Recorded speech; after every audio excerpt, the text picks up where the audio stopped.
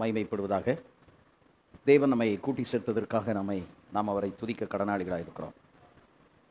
நாம் ஒவ்வொரு நாளும் ஆண்டவருடைய பாதத்தில் அமர்ந்திருந்து அவருடைய கிருபைகளை பெற்றுக்கொண்டு இந்த ஊழியத்தை நாம் செய்து கொண்டு வருகிறோம். கர்த்தர் நமக்கு துணையாக இருந்து அவர் சகலத்தையும் நேர்த்தியாக நடத்தி கொண்டு வருகிறார். அதற்காக நாம் அவரை துதிக்க கடனாளிகளாக இருக்கிறோம்.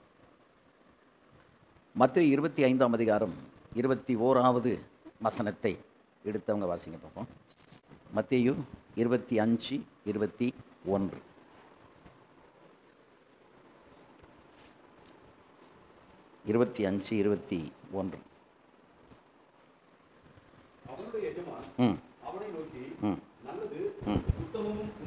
ஊழியக்காரனே, கொஞ்சத்திலே உண்மையுள்ளவனாயிருந்தாய், அநேகத்தின் மேல் உன்னை அதிகாரியாக வைப்பேன், உன் எஜமானுடைய சந்தோஷத்திற்குள் பிரவேசி என்றான். பிள்ளைகளை, ஆண்டவர் அதாவது இந்த மத்தேயு 25:21வது வசனத்தில் நம்ம வாசிக்கும் போது ஒரு உண்மையுள்ள ஒரு ஊழியக்காரனை பற்றி அங்கே சொல்லப்பட்டிருக்கதை நாம் பார்க்கணும். அவனுடைய எஜமான் அவனை நோக்கி, நல்லது, உத்தமமும் உண்மையுமான ஊழியக்காரனே, கொஞ்சத்திலே நீ உண்மையாக இருந்தாய், அநேகத்தின் மேல் உன்னை அதிகாரியாக வைப்பேன், உன் எஜமானுடைய சந்தோஷத்துக்குள் பிரவேசி. இன்றைக்கு இந்த கடைசி காலகட்டங்களில் உண்மை என்பது ஊழியக்காரர்களுக்குள்ளே எந்த அளவு செயல்படுகிறது, எந்த அளவுக்கு நாம் உண்மையாக இருக்கிறோம். அப்போஸ்தலனாகிய பவுல் கொலோசியர் 1ஆம் அதிகாரம் 7வது வசனத்தில் ஒரு மனுஷனை அவர் பாராட்டுகிறார். அவர் எப்படி பாராட்டுகிறார் என்று சொன்ன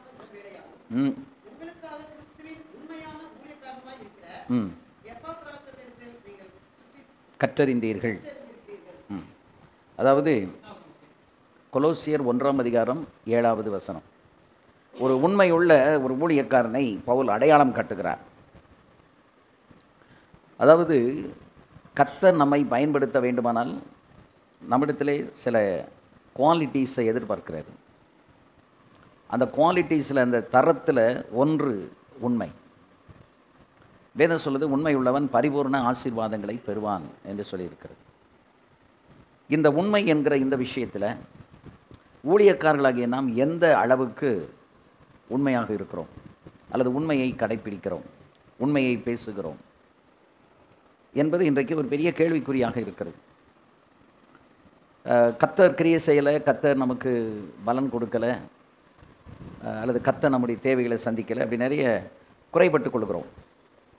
அது என்றைக்காவது நான் கர்த்தருக்கு உண்மை உள்ளவனாக இருக்க வேண்டிய ஸ்தானத்தில் நான் உண்மையாக இருந்திருக்கிறேனா என்று என்றைக்காவது நாம் சோதித்து பார்த்துருக்கிறோமா? உண்மை என்பது அது நம்முடைய குணாதிசயத்தில் ஒன்று. அடுத்தது, உண்மை என்பது முதல்ல நம்ம மனைவிக்கு உண்மையாக இருக்கணும், பிள்ளைகளுக்கு உண்மையாக இருக்கணும், பெற்றோருக்கு உண்மையாக இருக்கணும், விசுவாசிகளுக்கு உண்மையாக இருக்கணும், நம்ம வாழ்கிற இந்த சமுதாயத்துக்கு உண்மையாக இருக்கணும். இந்த ஃபேனை கொஞ்சம் ஆஃப் பண்ணு. உண்மை என்பது நம்முடைய வாழ்க்கையிலே மற்றவங்களுக்கு முன்னால் பிரதிபலிக்க வேண்டிய ஒன்று. மற்றவர்களுக்கு முன்னால் பிரதிபலிக்க வேண்டிய ஒரு குணாதிசயம்தான் இது உண்மை. உண்மையாக இருந்தாலே ஆண்டவர் நம்மை உபயோகப்படுத்துவார். ஆனால் உண்மை என்கிற ஒன்று நமக்குள்ளே குறைபடும் போது நாம் தேவனுடைய கரத்திலேயே இல்லாத அந்த ஸ்தானத்திலிருந்து விலகுகிற ஒரு சூழல் வருகிறது. குறிப்பாக உண்மை என்பது கேரக்டரில் வெளிப்படணும். நம்முடைய குணாதிசயங்களில் வெளிப்பட வேண்டியது எது? உண்மை. நம்முடைய குணத்தில் அந்த உண்மை வெளிப்பட்டு கொண்டே இருக்க வேண்டும்.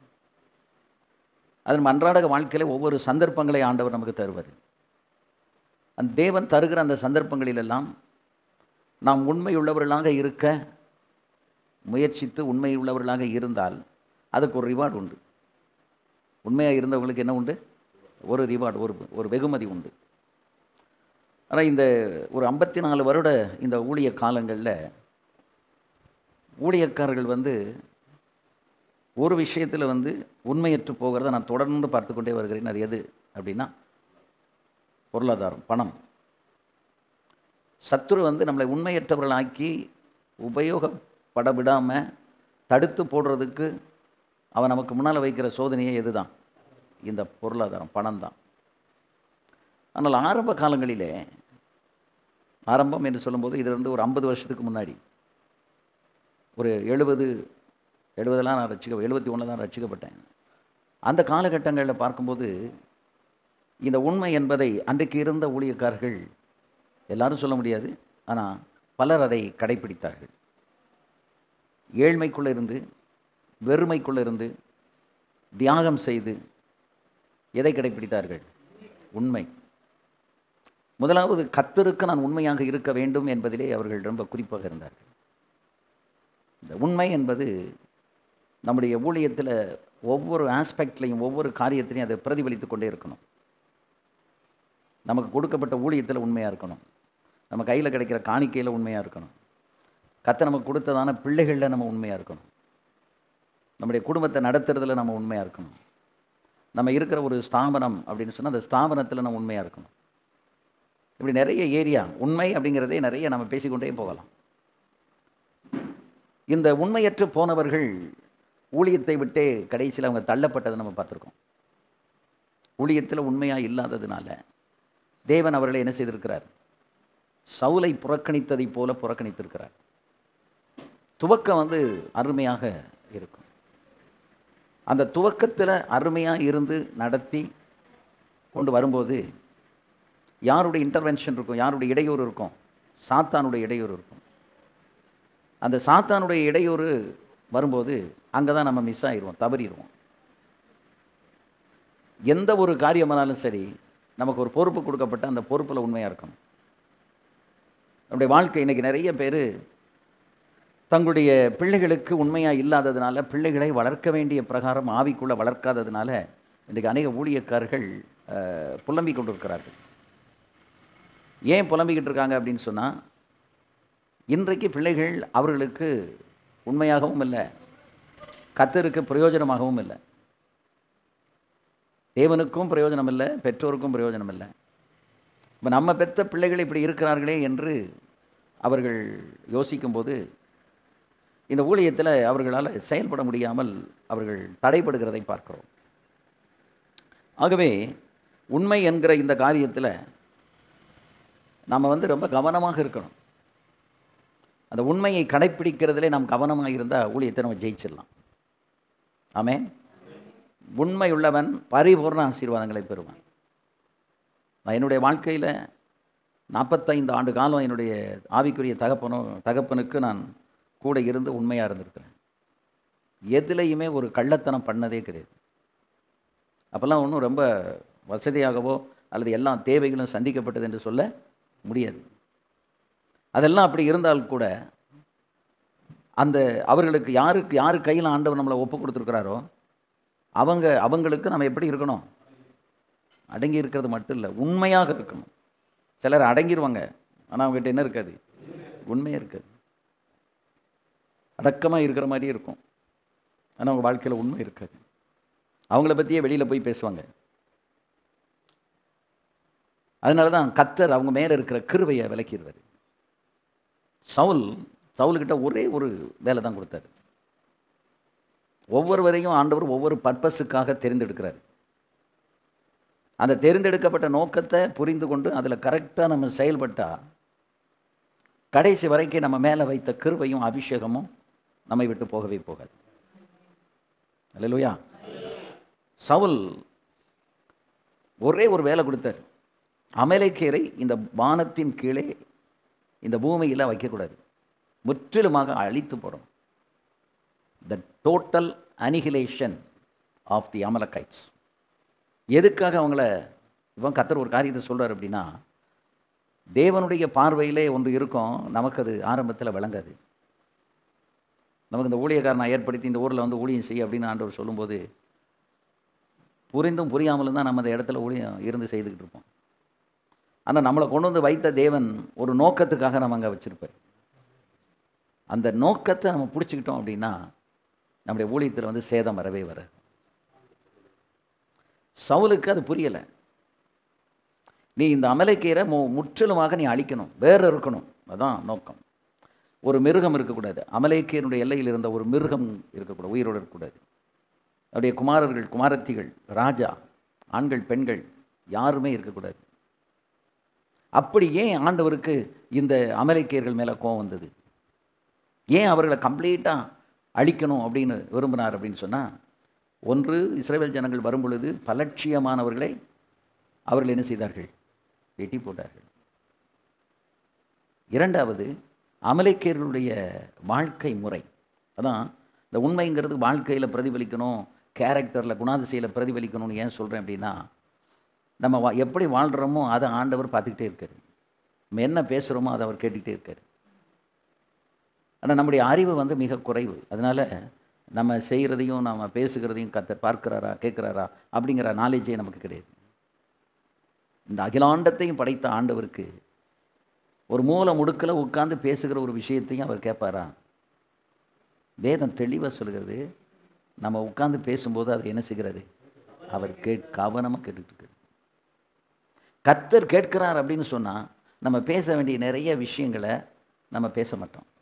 இன்றைக்கி நம்ம வாயினால் பேசிகிட்டு இருக்கோம் பாருங்கள், நிறைய விஷயங்களை நம்ம பேசவே மாட்டோம், அமைதியாகிடும். அந்த காலங்களில் எனக்கு 30-35 வயசாக இருக்கும்போது 70 வயசு 75 வயசில் உள்ள ஊழியக்காரங்களை பார்த்தா அவங்க பேசவே மாட்டேங்காங்க. கண்ணை வேற மூடிக்கிறதாங்க, கண்ணையும் மூடிக்கிறதாங்க, வாயும் திறக்க மாட்டேங்காங்க. கேட்டால் கேட்டதுக்கு மட்டும் பார்த்து சொல்கிறேன். கண்ணை மூடிக்கிட்டே பேசும்போது நம்ம ரொம்ப நேரம் உட்காந்து என்ன செய்ய மாட்டோம்? பேச மாட்டோம். அன்றைக்கு எனக்கு புரியலை, ஏன் இவர்களெல்லாம் கண்ணை மூடிக்கிட்டு இருக்கிறாங்க, ஏன் இவங்கெல்லாம் அமைதியாக இருக்காங்க, ஏன் இவங்கெல்லாம் உட்காந்து அரட்டை அடிக்க மாட்டேங்காங்க, ஏன் இவங்க வந்து ஒரு அறைக்குள்ளே உட்காந்து அப்படி தோத்திரம் பண்ணிக்கிட்டு ஜெபம் பண்ணிக்கிட்டு பைபிள் வாசிச்சுட்டு இப்படி இருக்காங்க. இந்த ரெஜிஸ்டர் ஆஃபீஸில் ரிட்டையர்டாக போகிற வேலையில் இந்த சப் ரெஜிஸ்டர்ஸ் எல்லாம் கொண்டு வந்து மெயின் ரெஜிஸ்டர் ஆஃபீஸில் வந்து மேனேஜராக போட்டுருவாங்க. ஒரு 6 மாதத்துக்கு அவங்க மேனேஜராக இருப்பாங்க. மேனேஜர்னால் என்ன? அங்கே நிர்வாகம், பண இன்வால்மெண்ட் இது இருக்காது. ஆனால் ஒன்லி பேப்பரில் கையெழுத்து போட்டுக்கிட்டு இந்த வேலைகள்லாம் நடக்கான்னு பார்த்துக்கிட்டு அப்படி மேனேஜ் பண்ணிக்கிட்டு இருக்கணும். அந்த ரிட்டையர்ட் ஆகிறதுக்கு 6 மாதத்துக்கு முன்னாடி ஏன் அதில் கொண்டு வந்து போடுறாங்க அப்படின்னு நான் விசாரித்தேன். ஏன்னா ரெஜிஸ்டர் ஆஃபீஸில் இருக்கையில் வந்து அதனால் வரும்படி சம்பாதிக்கிற இடம், பிஸியாக ஒர்க் பண்ணிக்கிட்டு இருப்பாங்க. ஆனால் ரிட்டையர்ட் ஆக போகிற நேரத்தில் ஒரு 6 மாதம் கொண்டு வந்து சும்மா அவங்கள டம்மி பீஸ் உட்கார வைக்கிறாங்களே, ஏன்?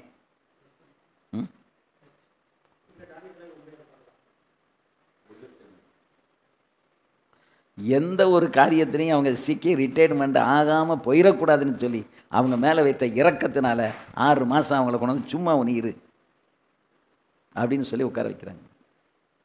அப்போ அவங்க அங்கே வந்து எதுவும் மிஸ்டேக் பண்ண முடியாது. வர்ற பேப்பர்ஸை கையெழுத்து போட்டுக்கிட்டு அனுப்பிக்கிட்டு வச்சுக்கிட்டு உட்காந்துக்கிட்டு இருக்கணும். இவங்க சுயமாக ஒன்றும் செய்ய முடியாது. No power. ஏன் அப்படின்னு கேட்டால், ரிட்டையர்ட் ஆகிற காலத்தில் இந்த ரெஜிஸ்டர் ஆஃபீஸில் பார்த்தீங்கன்னா ஏகப்பட்ட ஊழல் இருக்கும். ரிட்டையர்ட் ஆகிறவங்க 100-10 பேர் தான் இருப்பாங்க. வேலையில் உண்மையாக இருந்தவங்க, சட்டத்திட்டங்களை படித்து அதுக்கு கரெக்டாக செயல்படுத்தினவங்க, அனாவசியமான எந்த ஒரு பண ஆசைக்கு உட்படாமல் போய் உள்ள தவறு செய்யாமல் இருந்தவங்க, இப்படிப்பட்டவங்க தான் என்ன செய்வாங்க? ரிட்டையர்ட் ஆவாங்க. இல்லைன்னா என்ன செய்ய மாட்டாங்க. எனக்கு தெரியும், கிட்டத்தட்ட 30 வருஷத்துக்கு முன்னாடி ஒருத்தர் சஸ்பெண்ட் ஆனார். இன்றைக்கு வரைக்கும் அவர் என்ன செய்யலை? ரிட்டையர்ட் ஆகலை. இன்றைக்கி வரைக்கும் ரிட்டையர்ட் ஆகலை. அவர் அதை பணம் ரிட்டையர்மெண்ட்டு எதுவுமே வராது. அவர் அதை பற்றி கவலையும் படலை. நான் ஒரு நாளில் கேட்டேன், இப்படி சஸ்பெண்ட் ஆகி இப்படி இத்தனை வருஷம் ஆகிட்டு என்ன அப்படின்னு கேட்கும்போது, அப்போ தான் அவர் சொல்லலை, இன்னொருத்தவங்க சொன்னாங்க, அவர் இந்த ரிட்டையர்மெண்ட்டில் வர்ற பணத்தை விட 4 மடங்கு சம்பாதிச்சிட்டார். இப்போ ரிட்டையர்ட் ஆனால் என்ன மகாட்டி. அருமையான கர்த்தருடைய பிள்ளைகளே, இன்றைக்கி ஊழியத்தில் இதெல்லாம் நான் கொஞ்சம் நம்ம வாழ்க்கையில் ஒப்பிட்டு பார்ப்பேன். அந்த வேலையில் உண்மையாக இருந்திருந்தா அந்த ரிட்டையர்ட் ஆகி அந்த ஆஃபீஸ் ஜீப்பில் கொண்டு வந்து அவங்கள என்ன செய்வாங்க? வீட்டில் விட்டு கனப்படுத்துவாங்க. அந்த கனம் உண்மை இல்லாமல் இருந்ததினால் என்ன இல்லை? நோ ஹானர், ரெஸ்பெக்ட் இல்லை. உண்மை இல்லாதவனுக்கு எப்போவுமே என்ன கிடையாது? கனம் கிடையாது, ரெஸ்பெக்ட் கிடையாது. இந்த உண்மையற்று போகிறதுனுடைய காரியம் என்ன அப்படின்னு கேட்டால், மாமிசத்தின் கிரியைகளுக்கு இடம் கொடுப்பதனால உண்மையாக இருக்க முடியாமல் போயிடுது. சவுல் அங்கே போய் பார்த்தான். அவன் போனது யுத்தம் பண்ணி ராஜா முதல் கொண்டு எல்லாத்தையும் அழிச்சிட்டு வரணும், கம்ப்ளீட்டாக டெஸ்ட்ராய் பண்ணணும். அதுக்கு தான் கர்த்தர் அனுப்புனார். அங்கே அவன் போய் பார்த்தபோது அந்த காட்சிகளை அவனால் ஜெயிக்க முடியல. அமெரிக்கருடைய மாடுகள் ஆடுகள் எல்லாம் எப்படி இருக்கு? கொளுத்த கன்று, கொழு கொழுன்னு இருக்கு. இந்த கொழு கொழுன்னு இருக்கிறத எப்படி அழிக்கிறது? மனசு வரல, மனசு வர மாட்டேங்குது. இப்போ மனசு வரல அப்படின்ன உடனே அவன் மிருகங்களை பார்க்குறான், ஆட்களை பார்க்குறான், எல்லாத்தையும் பார்த்த உடனே அவன் மனம் மாறிடுச்சு. இப்போ இவன் எதில் உண்மையாக இல்லை? கொடுக்கப்பட்ட அந்த பொறுப்பில் அல்லது அந்த வேலையில், அந்த ஊழியத்தில் அவன் உண்மையாக இல்லை. அப்போ உண்மையற்று போனதுனால அவன் என்ன செய்தான் அப்படின்னா எல்லாத்தையுமே தப்ப விட்டான். கொடுத்தவைகளை எல்லாம் தப்ப விட்டு இவன் செய்த பெரிய ஒரு பாவம். கர்த்தருக்கு உண்மையற்று போனது எதில் அப்படின்னு கேட்டிங்கன்னா, அந்த தேசத்திலேயே இருக்கக்கூடாது, அதை அழிக்கப்பட வேண்டும். ஏன் ஒரு மிருகம், ஒரு சின்ன பிள்ளைகள் கூட இருக்கக்கூடாதுன்னு ஆண்டவர் சொன்னார் அப்படின்னா, கானானியர், இந்த அமலேக்கியர் கானானியர் இவங்களுக்குள்ள நான் இருந்த ஒரு பழக்கம் என்னென்னா, ஒரே நேரத்தில் அதாவது பெண்களோடும் மிருகங்களோடும் உணர்கிற ஒரு மிக மிக மோசமான ஒரு பழக்கம் இருந்தது, செக்ஷுவல் சின். இப்படி செய்து வந்ததுனால இந்த சந்ததி பூமியில் என்ன செய்யக்கூடாது. ஏன்? அருவருப்பான ஒரு சந்ததி ஆண்டவர் படைத்த இந்த பூமியில் இருக்கணுங்கிறத ஆண்டவர் விரும்பலை. ஏன் இன்றைக்கு நம்ம பாவத்தை கண்டித்து பேசணும் தெரியுமா? C.S. லூவிஸ்ன்னு சொல்லி ஒரு தேவ மனுஷன், அது மாதிரி டாக்டர் பில்லி கிரஹாம், அவர் பிரசங்கம் பண்ணும்போது சொல்கிறாரு, இருக்கக்கூடாத சபைகள் எது அப்படின்னு சொன்னால், பாவத்தை கண்டிக்காத ஒரு சபையில் என்ன செய்யக்கூடாது, இருக்கக்கூடாது. எந்த சபையில் பிரசங்கத்தில் பாவத்தை கண்டித்து உணர்த்தலையோ அந்த சபையில் இருக்கக்கூடாது. பாவத்தை குறித்தும் நீதியை குறித்தும் நியாய தீர்ப்பை குறித்தும் கண்டித்து உணர்த்தாத சபையில் அங்கமாக இருக்க கூடாது. இரண்டாவது, நித்தியத்தை பற்றி பேசாதவர்கள், சிலுவையை பற்றி பேசாதவங்க, மனம் திரும்புதலை கொடுத்து பேசாதவங்க அந்த சபையில் என்ன செய்யக்கூடாது, இருக்கக்கூடாது. அந்த ஆத்துமாக்கள் எங்கே போக முடியாது? பரலோகத்துக்கு போக முடியாது. அதுபோல் வருகையை பற்றின விழிப்புணர்வை கொடுக்காதவர்கள் அந்த சபையில் என்ன செய்யக்கூடாது, இருக்கக்கூடாது. அவங்க வருகையை பற்றி பேச மாட்டாங்க. எல்லாம் அவங்க பேசுகிறதெல்லாம் இந்த உலகத்தில் எப்படி கம்ஃபர்டபுளாக இருக்கணும், நீங்கள் இயேசுவை ஏற்றுக்கொண்ட ஆண்டவர் உங்களுக்கு என்ன தருவார் என்று இதை குறித்தே பேசுகிற இந்த 3 சபைகளில் என்ன செய்யக்கூடாது, அங்கம் வகிக்கக்கூடாது. ஏனென்றால் நம்மை கர்த்தர் ரட்சித்தது எதற்காக அப்படின்னு சொன்னால், நித்தியத்தில் கொண்டு போய் சேர்க்கறதுக்காக தான். ஆனால் இந்த நித்தியத்தை குறித்ததான இந்த அறிவு எனக்கு இல்லை. அந்த பிரசங்கத்தில் உண்மை இல்லை. ஊழியக்காரர்கள் எதில் உண்மையாக இருக்கணும்? பிரசங்கம் பண்ணுற பாருங்க, இந்த பிரசங்கத்தில் உண்மையாக இருக்கணும். இதில் உண்மையாக இருக்கணும்னா பிரசங்கத்தை ஆண்டவர் தரணும், ஆண்டவர் நடத்தணும். நம்ம வாயா ஆண்டவருக்கு வாடகை கொடுத்த மாதிரி கொடுத்துட்டு பேசாமல் இருக்கணும். அப்போ நம்மை கொண்டு யார் பேசணும்? கர்த்தர் பேசணும். நம்மை கொண்டு கர்த்தர் பேசினால்தான் அவருக்கு சித்தமானதை அவர் பேசுவார். ஏன்னா நீங்கள் பிரசங்கம் அப்படிங்கிறது பலிபீடத்தை விட, மார்ட்டின் லூதர் சொல்கிறாரு, ஒரு பிரசங்க பீடம் என்பது பலிபீடத்தை விட வலிமையானதுன்னு சொல்கிறாரு. பலிபீடத்தில் ஒருவனுடைய பலிதான் அங்கே பரிகரிக்கப்படும். ஆனால் ஒரு பிரசங்க பீடத்தில் நின்று பேசுகிற ஒரு தேவ மனுஷன் உண்மையில் அவன் கர்த்தருடைய மனுஷனாக இருந்தால் ஒரு தேசத்தினுடைய போக்கையே மாற்றிடுவாங்கிறாரு. ஒரு பிரசங்கம் ஒரு குடும்பத்தின் போக்கு, ஒரு சமுதாயத்தின் போக்கு, ஒரு தேசத்தின் போக்கவே என்ன செஞ்சிடும், மாற்றிவிடும். அவ்வளவு வலிமையானது எது? பிரசங்கம். அதனால தான் இந்த பிரசங்கத்தை பண்ணும்போது முழுக்க முழுக்க கர்த்தருடைய சமூகத்தில் இருந்து ஆவியிலேயே நாம் இந்த பிரசங்கத்தை பண்ணினால்தான் அந்த தேவனுடைய கிரியை அதில் வெளிப்படும். ஆனால் இன்றைக்கு இருக்கிற பிரசங்கங்கள் எல்லாம் ஆவியில் இல்லை, அது எதில் இருக்குது? அறிவில் இருக்குது. அறிவில் நம்ம அறிவை கொண்டு பிரசங்கம் பண்ணுவதனால நமக்கு நிறைய காரியங்களை தெரிந்து கொள்ள வேண்டும் என்று நம்ம விரும்புகிறோம். பிரசங்க பீடம் எப்படி ஆயிடுச்சு அப்படின்னா, ஒரு கல்லூரியினுடைய கிளாஸ் ரூம் மாதிரி மாறிடுச்சு. ஏன்னா நம்ம புத்தி எதை கேட்குது அப்படின்னா, புதுசாக ஏதாவது சொல்லுவாங்களா? மார்ஸ் மேடையில் உட்கார்ந்துருந்தவங்கெல்லாம் இந்த வாயாடி என்ன பேச போகிறாங்க? நூதனமானது ஏதாவது கிடைக்குமா? தத்துவ ஞானிகளும் அறிவாளிகளும் எதை தேடுவாங்க? அறிவை தேடுவாங்க. இந்த மாதிரி எதையாவது புதுசாக கிடைக்குமா அப்படின்னு தேடுவாங்க. நம்ம புதிதான ஒரு காரியத்தை சொன்னதுனால வாழ்க்கையில் ஏதாவது மாற்றங்கள் வருமா, இம்பேக்ட் இருக்குமான்னா இம்பேக்ட் இருக்காது. ஆனால் அறிவுக்கு எப்படி இருக்கும்? டாக்டர் பால் யாங்கிச்சோ ஒரு முறை ஒரு வாரம் இல்லை, ஒரு சில வாரங்கள் அவர் வான சாஸ்திரத்தை பற்றி பிரசங்கம் பண்ணிக்கிட்டே இருந்தாராம். கேலக்சின்னு சொல்கிறோம் இல்லையா, நட்சத்திர கூட்டம். அந்த நட்சத்திர கூட்டங்களை பற்றியும் அதனுடைய தன்மைகளை பற்றியும் அவர் பிரசங்கத்தில் பேசினாராம். ஆட்கள் யாருமே ரெஸ்பான்ஸ் பண்ணலை. இப்போ இவர் முக்கியமான சபை தலைவர்களை எல்லாம் கூப்பிட்டு, இந்த காலங்களில் என்னுடைய மெசேஜ் எப்படி இருக்குது, எனக்கு ஒரு ஃபீட்பேக் கொடுங்க அப்படின்னு கேட்டாங்க. இப்போ எல்லோரும் மௌனமாக இருந்தாங்களாம். இல்லை, நீங்கள் தயவுசெய்து சொல்லுங்கள் அப்படின்னு கேட்டாங்க. அப்போ ஒரு கல்லூரியில் வேலை பார்க்குற ஒரு ப்ரொஃபஸர் எழுப்பி சொன்னாராம், வாரம் முழுவதும் கல்லூரியில் இதைத்தான் நாங்கள் பேசிக்கிட்டு இருக்கோம். வாரம் முழுவதும் கல்லூரியில் எதை பேசுகிறோம்? வான சாஸ்திரங்களை பற்றி பேசிகிட்டு இருக்கோம். பாஸ்டர், உங்களை விட எங்களுக்கு அது நிறையா தெரியும், நல்லா படிச்சிருக்கோம். நாங்கள் சபைக்கு வர்றது அதை கேட்கறதுக்கு வரல. நாங்கள் வர்றது எதுக்காகன்னா, எங்கள் ஆத்மீகத்தில் உணர்வை உண்டாக்கும் தேவனுடைய வார்த்தையை கேட்க நாங்கள் வருகிறோம். அல்லேலூயா. எங்களுடைய மண்டைக்கு இன்ஃபர்மேஷன் எங்களுக்கு வேண்டாம். ஆனால் எது வேணும்? ஆத்துமாவை உருவ குத்துகிற வசனம் வேண்டும். இப்போ ஆத்துமாவை உருவ குத்துகிற வசனம் யார் தான் பேச முடியும்? ஆவியானவர் தான் பேச முடியும். அப்போ ஆவியானவர் நமக்குள்ளே இருந்தால் தான் நாம் அவர் பேசுறதுக்கு இடம் கொடுத்து அமைதியாக இருந்தால் நம்ம பேசலாம். ஆனால் நமக்கு மைண்டு என்னாகும்? இந்த காரியத்தை பேசினால் அங்கே இருக்கிற அந்த அவங்களுக்கு இது பாதிக்குமோ, இவங்களுக்கு இது பாதிக்குமோ, அப்படி நம்ம மனசில் நினச்ச உடனேயே எது போயிடும்? ஆவியானவரும் போயிடுவார், அவர் பேச வேண்டிய வார்த்தையும் பேசாமல் போயிடுவார். ஆனால் யாருக்கு பாதிப்பை ஏற்படுத்துதோ படுத்தலை, அது நமக்கு பிரச்சனை இல்லை. பேதுரு பிரசங்கித்த உடனே, முடித்த உடனே எல்லாரும் கேட்டாங்க, ஆண்டவன்மாரே, அவர்கள் இருதயத்தில் குத்தப்பட்டவர்களாகி ஆண்டவன்மாரே ரட்சிக்கப்படுவதற்கு நாங்கள் என்ன செய்ய வேண்டும்? அப்போ ஏன்னா ஆவியானவர் இறங்கி எல்லாரும் அபிஷேகத்தில் நிரம்பி, இவனும் அந்த அபிஷேகத்தில் நிரம்பி எழும்பி நின்று பிரசங்கம் பண்ணுகிறான். அப்படி பிரசங்கம் பண்ணும்போது அவனுக்கு எந்த பயமும் கிடையாது. பாவத்தை கண்டித்து என்ன செய்கிறான்? அவன் உணர்த்தி பேசுகிறான். அதனுடைய விளைவு என்ன அப்படின்னா, ஆண்டவன்மாரை ரட்சிக்கப்படுவதற்கு நாங்கள் என்ன செய்ய வேண்டும்? அந்த வார்த்தையை அவங்க சொன்னாங்க.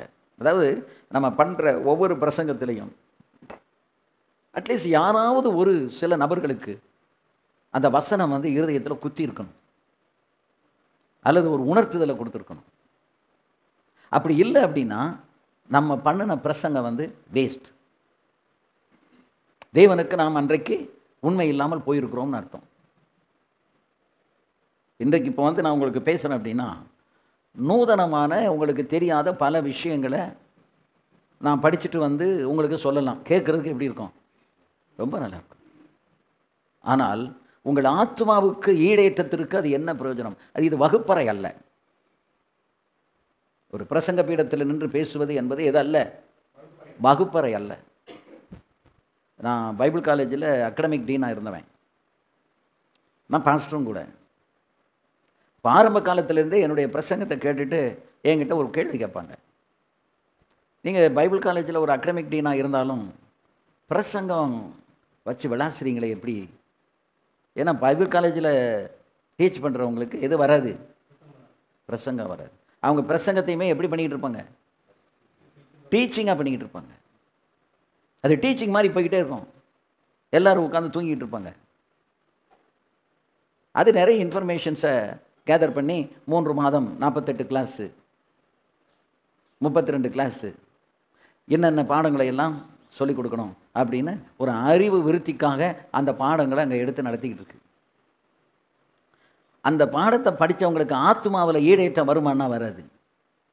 ஒரு டிகிரி வாங்குகிறோம், படிச்சிருக்கிறோம், அது ஒரு குவாலிஃபிகேஷனுக்காக செய்கிறோம்.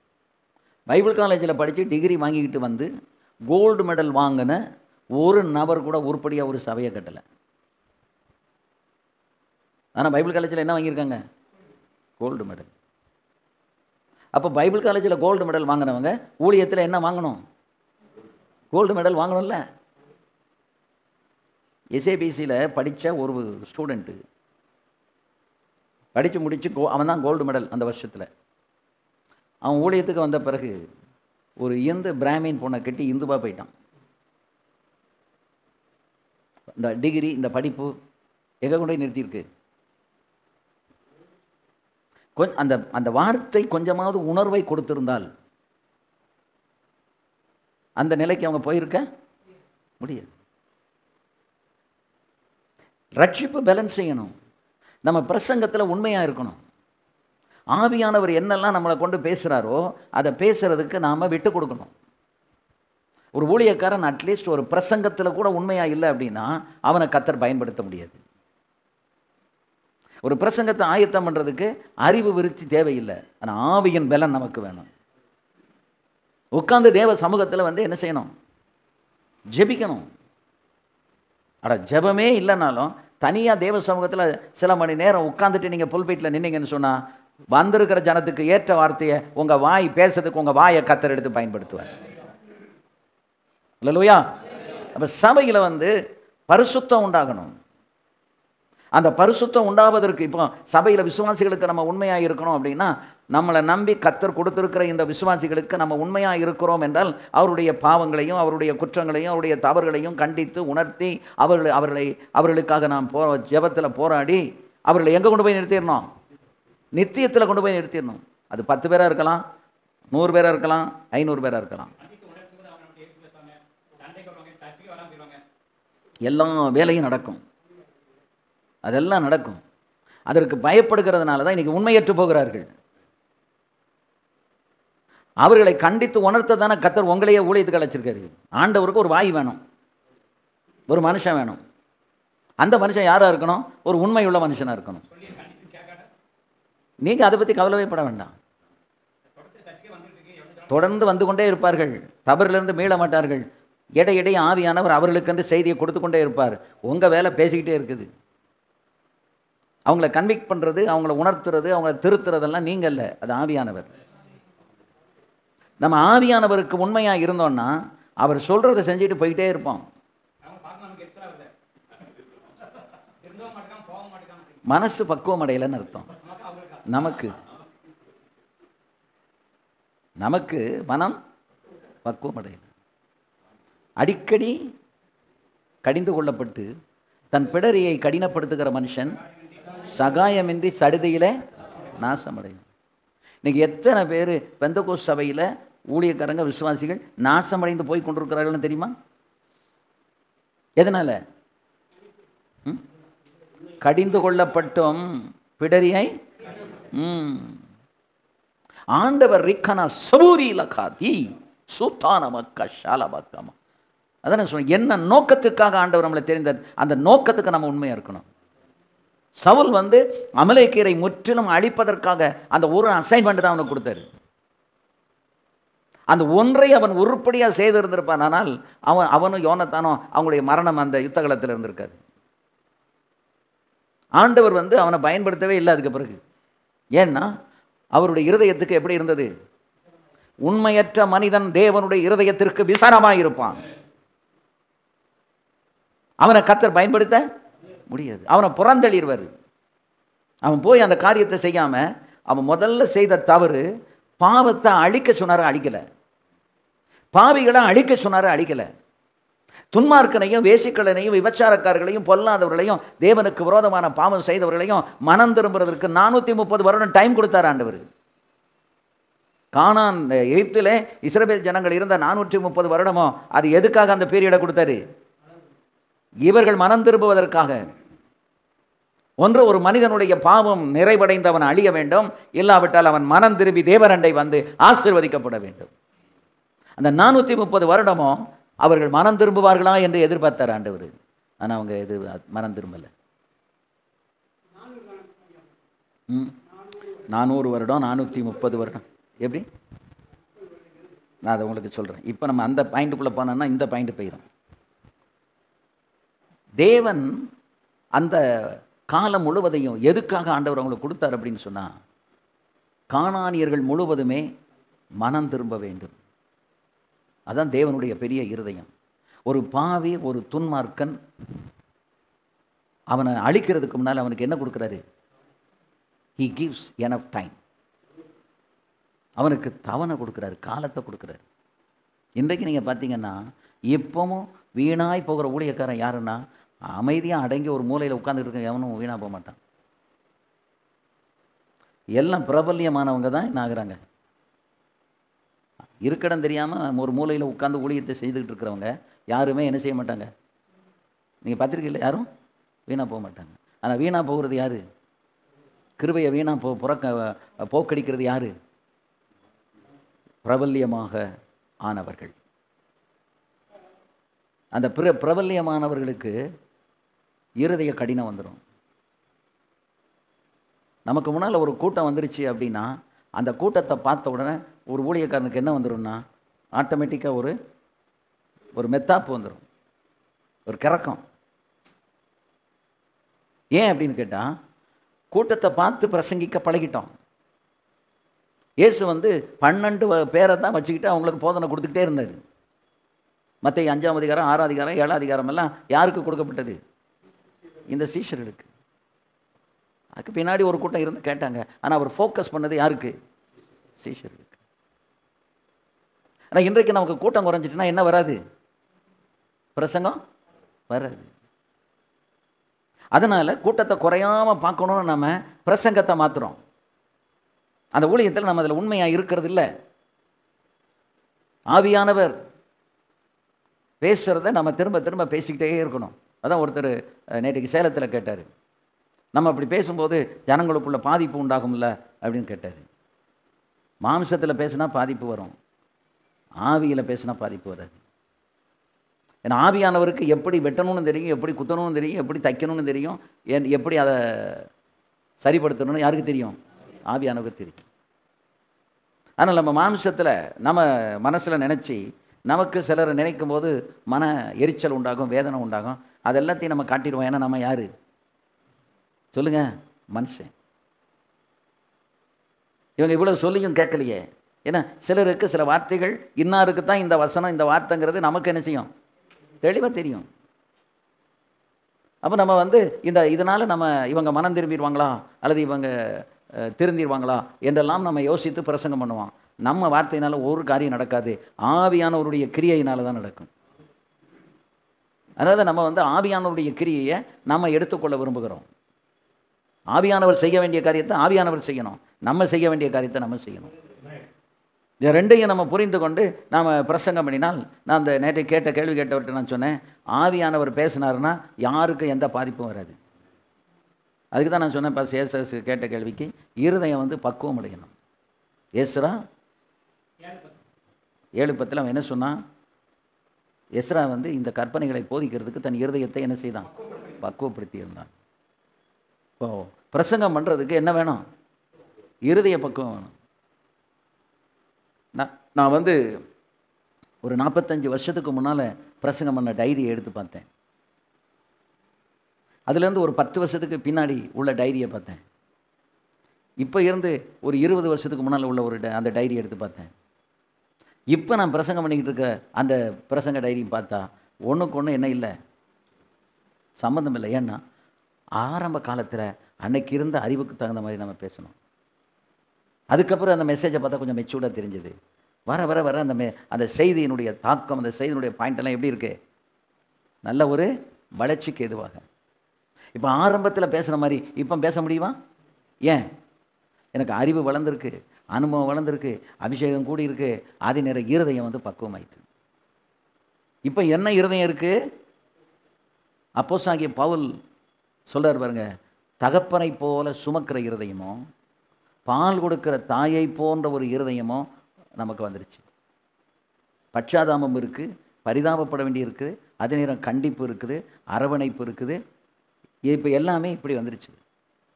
அப்போ இந்த இருதயம் இன்றைக்கி நம்ம அன்னைக்கே டக்குன்னு ஒரு ஆளை நியாயம் தீர்த்துருவோம். இன்றைக்கி நீங்கள் நியாயம் தீர்க்க முடியுமா? முடியாது. ஒரு 2 பிள்ளையை பெற்று கல்யாணம் முடிச்சு கொடுத்தவங்கள பார்த்தா அப்படியே அவங்க சாஃப்ட் ஆயிடுவாங்க. அந்த சாஃப்ட்னஸ் எப்படி வந்துச்சு? தனக்கு தன் பிள்ளைகளுக்கு அவர்கள் செய்த அந்த காரியத்தை அதனால் அவர்களுக்கு கிடைத்த அந்த அனுபவம் அவங்கள வந்து ஒரு மெச்சூர்டாக்கி அமைதியாக்கியிருக்கு. அப்போ அனுபவங்கள் தான் நம்ம என்ன செய்யும்? இருதயத்தை பக்குவப்படுத்தும். இந்த அனுபவங்களில் கர்த்தர் ஏன் நம்மளை கொண்டு வர்றாரு? நான் இன்னைக்கு காலையில் கூட ஒரு ஊழியக்காரர்கிட்ட பேசிக்கிட்டு இருந்தேன். நம்மை சீண்டும் விதமாக, நம்மை கோபப்படுத்தும் விதமாக சிலரை ஆண்டவர் பேச வைப்பார். அப்படி பேச வைக்கும்போது நமக்கு என்ன வரும்? கோபம் வரும், ஆவேசம் வரும், உணர்ச்சி வசப்படுவோம். நம்ம உணர்ச்சிக்கெல்லாம் தீனி போட்டு உணர்வுக்கெல்லாம் உருவம் கொடுத்தோம்னு சொன்னால் அது வார்த்தைகள் வடிவில் வந்துடும். இவங்க பேசுகிறாங்களா, அதை கர்த்தருடைய சமூகத்தில் வந்து கொண்டு வந்து வச்சு எல்லாவற்றையும் ஸ்தோத்திரத்தோடு கூடிய ஜெபத்தில் தேவனுக்கு தெரியப்படுத்துங்க. சபை வளரும் பொழுது சபையில் வந்து கழித்தலும் இருக்கணும், சேர்த்தலும் இருக்கணும். சேர்த்தல் மட்டும் இருந்தால் கழுசடை முழுவதும் எங்கே இருக்கும்? உள்ளதான் இருக்கும். நீங்கள் மரத்தை பார்த்தீங்கன்னா அந்த மரம் வந்து ஒரு இங்கே முன்னால் வந்துருங்க, எப்படி இலை வந்து அப்படியே இருந்துக்கிட்டே இருக்காது. இலை என்ன செய்யும்? விழும். ஏன் இலை விழுகுது? அந்த இலை வளர்ந்து முதிர்ச்சி அடைந்த பிறகு இனி அது அங்கே இருக்க வேண்டியதில்லை. அதுக்கப்புறம் அது கீழே விழுந்தால் தான் புது இலை உருவாகும். அப்போ அந்த காய்ந்த நிலையில் இருக்கிற அந்த இலை வந்து அதிலே இருந்துக்கிட்டு இருந்தால் எது வராது? புதுசாக வராது. அப்போ புதிய இலைகள் வருவதற்கு ஒரு இலை உதிர் காலத்தை கர்த்தர் வைத்திருக்கிறார். எல்லா மரத்துலேயும் அப்படி இலை உதிர்ந்து மாறி நிற்கும். அதுக்கப்புறம் வந்து துளிர்விடும் காலம் வரும், வசந்த காலம் வரும் பொழுது என்ன செய்யும்? துளிர் விட்டு இலைகள் தடுத்து திரும்ப பச்சை பசேர்னு வந்துடும். நம்ம வாழ்க்கையில் கழிக்க வேண்டியதை கழிக்கணும், நீக்க வேண்டியதை நீக்கணும், சேர்க்க வேண்டியதை சேர்க்கணும். So deletion and addition should be seen in the life as well as in the life of the church. சபையிலையும் சரி, நம்ம தனிப்பட்ட வாழ்க்கையிலையும் சரி, கழிக்க வேண்டியதை என்ன செஞ்சுக்கிட்டே இருக்கணும். சில குணங்கள் இருக்குங்க நம்மக்கிட்ட. இந்த குணங்களை வந்து நம்ம அடையாளம் கண்டுபிடிச்சி அதை நீக்கலைன்னா அந்த குணமே நம்மளை அழிச்சிரும். நம்ம எப்போவுமே வந்து நம்மை வேதவசனம் ரொம்ப தெளிவாக சொல்லுது, நம்மை நாமே நிதானித்து அறிந்தால் நாம் நியாயம் தீர்க்கப்படும். நம்மக்கிட்ட தேவையற்ற குணங்கள், பேட் ஹேபிட்ஸ் என்ன இருக்குது? பழக்க வழக்கங்கள், தேவனுக்கு பிரியமில்லாத பழக்க வழக்கங்கள் என்ன இருக்குது? அதை ஒவ்வொன்றா பார்த்து எராடிகேட் பண்ணணும், அதை அழிக்கணும். ஆனால் நம்ம எதையுமே கெட்ட குணங்கள் எல்லாம் அப்படியே வளர விட்டுருவோம். நீங்கள் அதை அழிக்கலை அப்படின்னு சொன்னால் அந்த கெட்ட சுபாவங்கள், அது கெட்ட பழக்க வழக்கம் நமக்குள்ள என்ன செய்யும்? வளர்ந்துக்கிட்டே இருக்கும். கடைசியில் சொல்லுவாங்க, அந்த நாட்கள்லேயே இந்த குணத்தை நான் அழிச்சிருக்கணும், நான் இதை விட்டதுனால இன்றைக்கி அது எனக்கு வந்து கேடாக முடிந்து விட்டது. வேறு ஒன்றும் இல்லை, ஒரு சின்ன விஷயம், ஒரு கோபத்தை ஒரு ஊழியக்காரன் வந்து பிடுங்கி எறிய வேண்டிய காலத்தில் பிடுங்கி எரியலை அப்படின்னா வயதான காலத்தில் ரொம்ப சிரமப்படணும். வயதான காலத்தில் நீங்கள் முன்கோபியாக இருந்தால் ஒருவரும் உங்ககிட்ட, உங்கள் பிள்ளைகள் கூட உங்கள்கிட்ட நெருங்க மாட்டாங்க.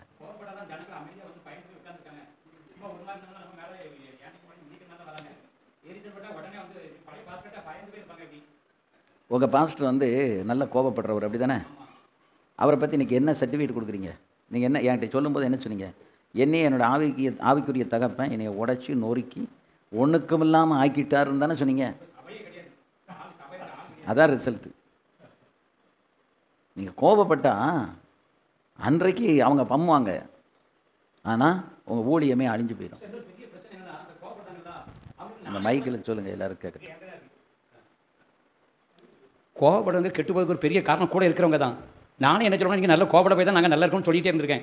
அப்போ வந்து அவர் கெட்டு போகிறதுக்கு நானுமே காரணமாக இருந்திருக்கேன். கண்டிப்பாக கூட இருக்கிற ஆட்கள் நாங்கள் எல்லாம் சேர்ந்து அப்படி தான் பாசியாக இருக்கணும், நீங்கள் பேசினதான் சரி சரின்னு சொல்லி கடைசியில் அவரை குளிக்குள்ளே போய் நாங்களும் குளிக்குள்ள போயிருந்தோம். சொல்லுதவன் சொன்னால் கேட்கவனுக்கு மதியங்க போச்சு. அவர் தலைவரில் அவற்றை எடுத்து பேச முடியாதுல. தலைவருக்கு கூட இருக்கிறவன் எதுக்கு சொல்கிறாங்கிற உணர்வு இருக்கணும்ல. இப்போ நீங்கள் என்கிட்ட இருக்கே இல்லை, என் கூட இருக்கீங்க, நீங்கள் ஒரு தவறான காரியத்தை எனக்கு தூபம் போட்டு அது சரிதான் பாஸ்டியா நீங்கள் இப்படி செய்யுங்க அப்படிங்க என்கிட்ட சொல்லிகிட்டே இருந்தீங்கன்னா என்னுடைய பொறுப்பு தான் அதை உணர வேண்டியது. இப்போ யோனத்தான் வந்து சவுலுக்கிட்ட வந்து இந்த காரியத்தை நீங்கள் செய்யக்கூடாது, எதுக்காக நீங்கள் தாவீதை கொல்லணும்னு விரும்புகிறீங்க? எனக்கு அதை ஏற்று கேட்டானா, தாவீதை தப்புவிக்க வேண்டும் என்று அவன் முயற்சித்தான். ஆனால் தன் தகப்பன் செய்வது தவறு என்று என்ன செய்யலை, சுட்டி காண்பிக்கலை.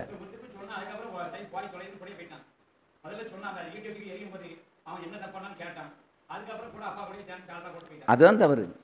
தகப்பனாக இருந்தாலும் சரியான ஆள் இல்லைன்னா தகப்பன் கூட சேர்ந்தா உனக்கு அந்த அழிவு தான். அதுதான் அந்த அந்த யோனத்தானுடைய வாழ்க்கையும் சவுலுடைய வாழ்க்கையும்.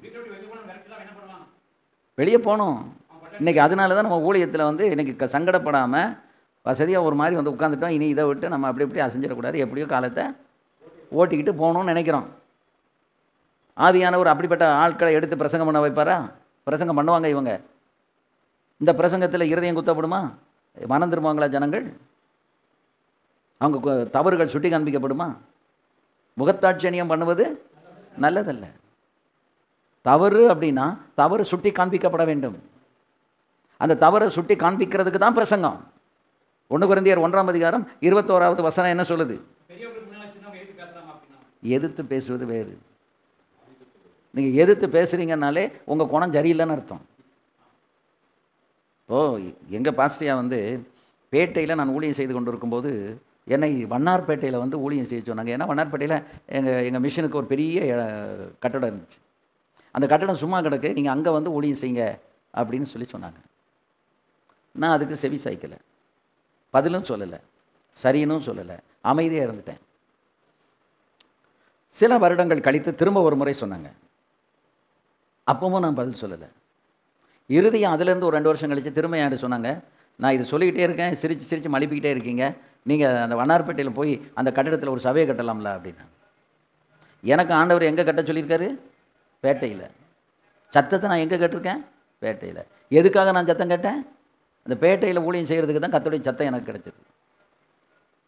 இப்போ என்னுடைய ஆவிக்குரிய தகப்பன் ஸ்தாபனத்துடைய தலைவர், அவங்க கீழே தான் நான் இருக்கேன். இப்போ அவங்க சொல்கிறத நான் கேட்டு உடனே நான் இந்த ஊழியத்தை விட்டு நான் அங்கே போகலாமா? அப்படி போயிருந்தால் என்ன ஆயிருக்கும்? அதிலிருந்து சில வருடங்கள் கழித்து அந்த கட்டடம் முழுவதுமே இடிபாடுகளாகி இடித்து தள்ளியாச்சு. அதை புல்ரோசரை கொண்டு வச்சு ஜேசிபியை வச்சு அந்த கட்டடத்தை இடிக்கும் போது தான் நான் அதில் நின்று பார்த்துக்கிட்டு இருக்கும்போது தான் நான் நினச்சேன், இந்த இடத்துல வந்து இந்த கட்டடத்தை நம்பி இந்த கட்டடம் சும்மா இருக்குன்னு சொல்லி இதில் ஒரு சபையை ஆரம்பித்திருந்தால் இன்றைக்கி நான் எங்கே போவேன்? சொல்லுங்க போவோம், எங்கே போவோம்? அன்றைக்கி தான் நான் யோசித்தேன். அப்போ நான் ஆண்டவரை துதித்தேன். ஆண்டவர் என்னை என்ன அற்புதமாக நடத்தியிருக்காரு. தேவனுடைய அற்புதமான நடத்துதல் எவ்வளவு அருமையாக இருந்தது. எதிர்த்து பேச வேண்டாம், ஆனால் அதற்கு சம்மதிக்குங்கிறதுல ரொம்ப கவனமாக இருக்கணும். அப்படி இல்லை அப்படின்னு சொன்னால் நம்ம வம்பா போயிடுவோம். நம்மளை எதுக்காக ஆண்டவர் பிடிச்சாரோ அதை நிறைவேற்றாமல் போயிடும். எதையோ ஒன்று செய்தோம்.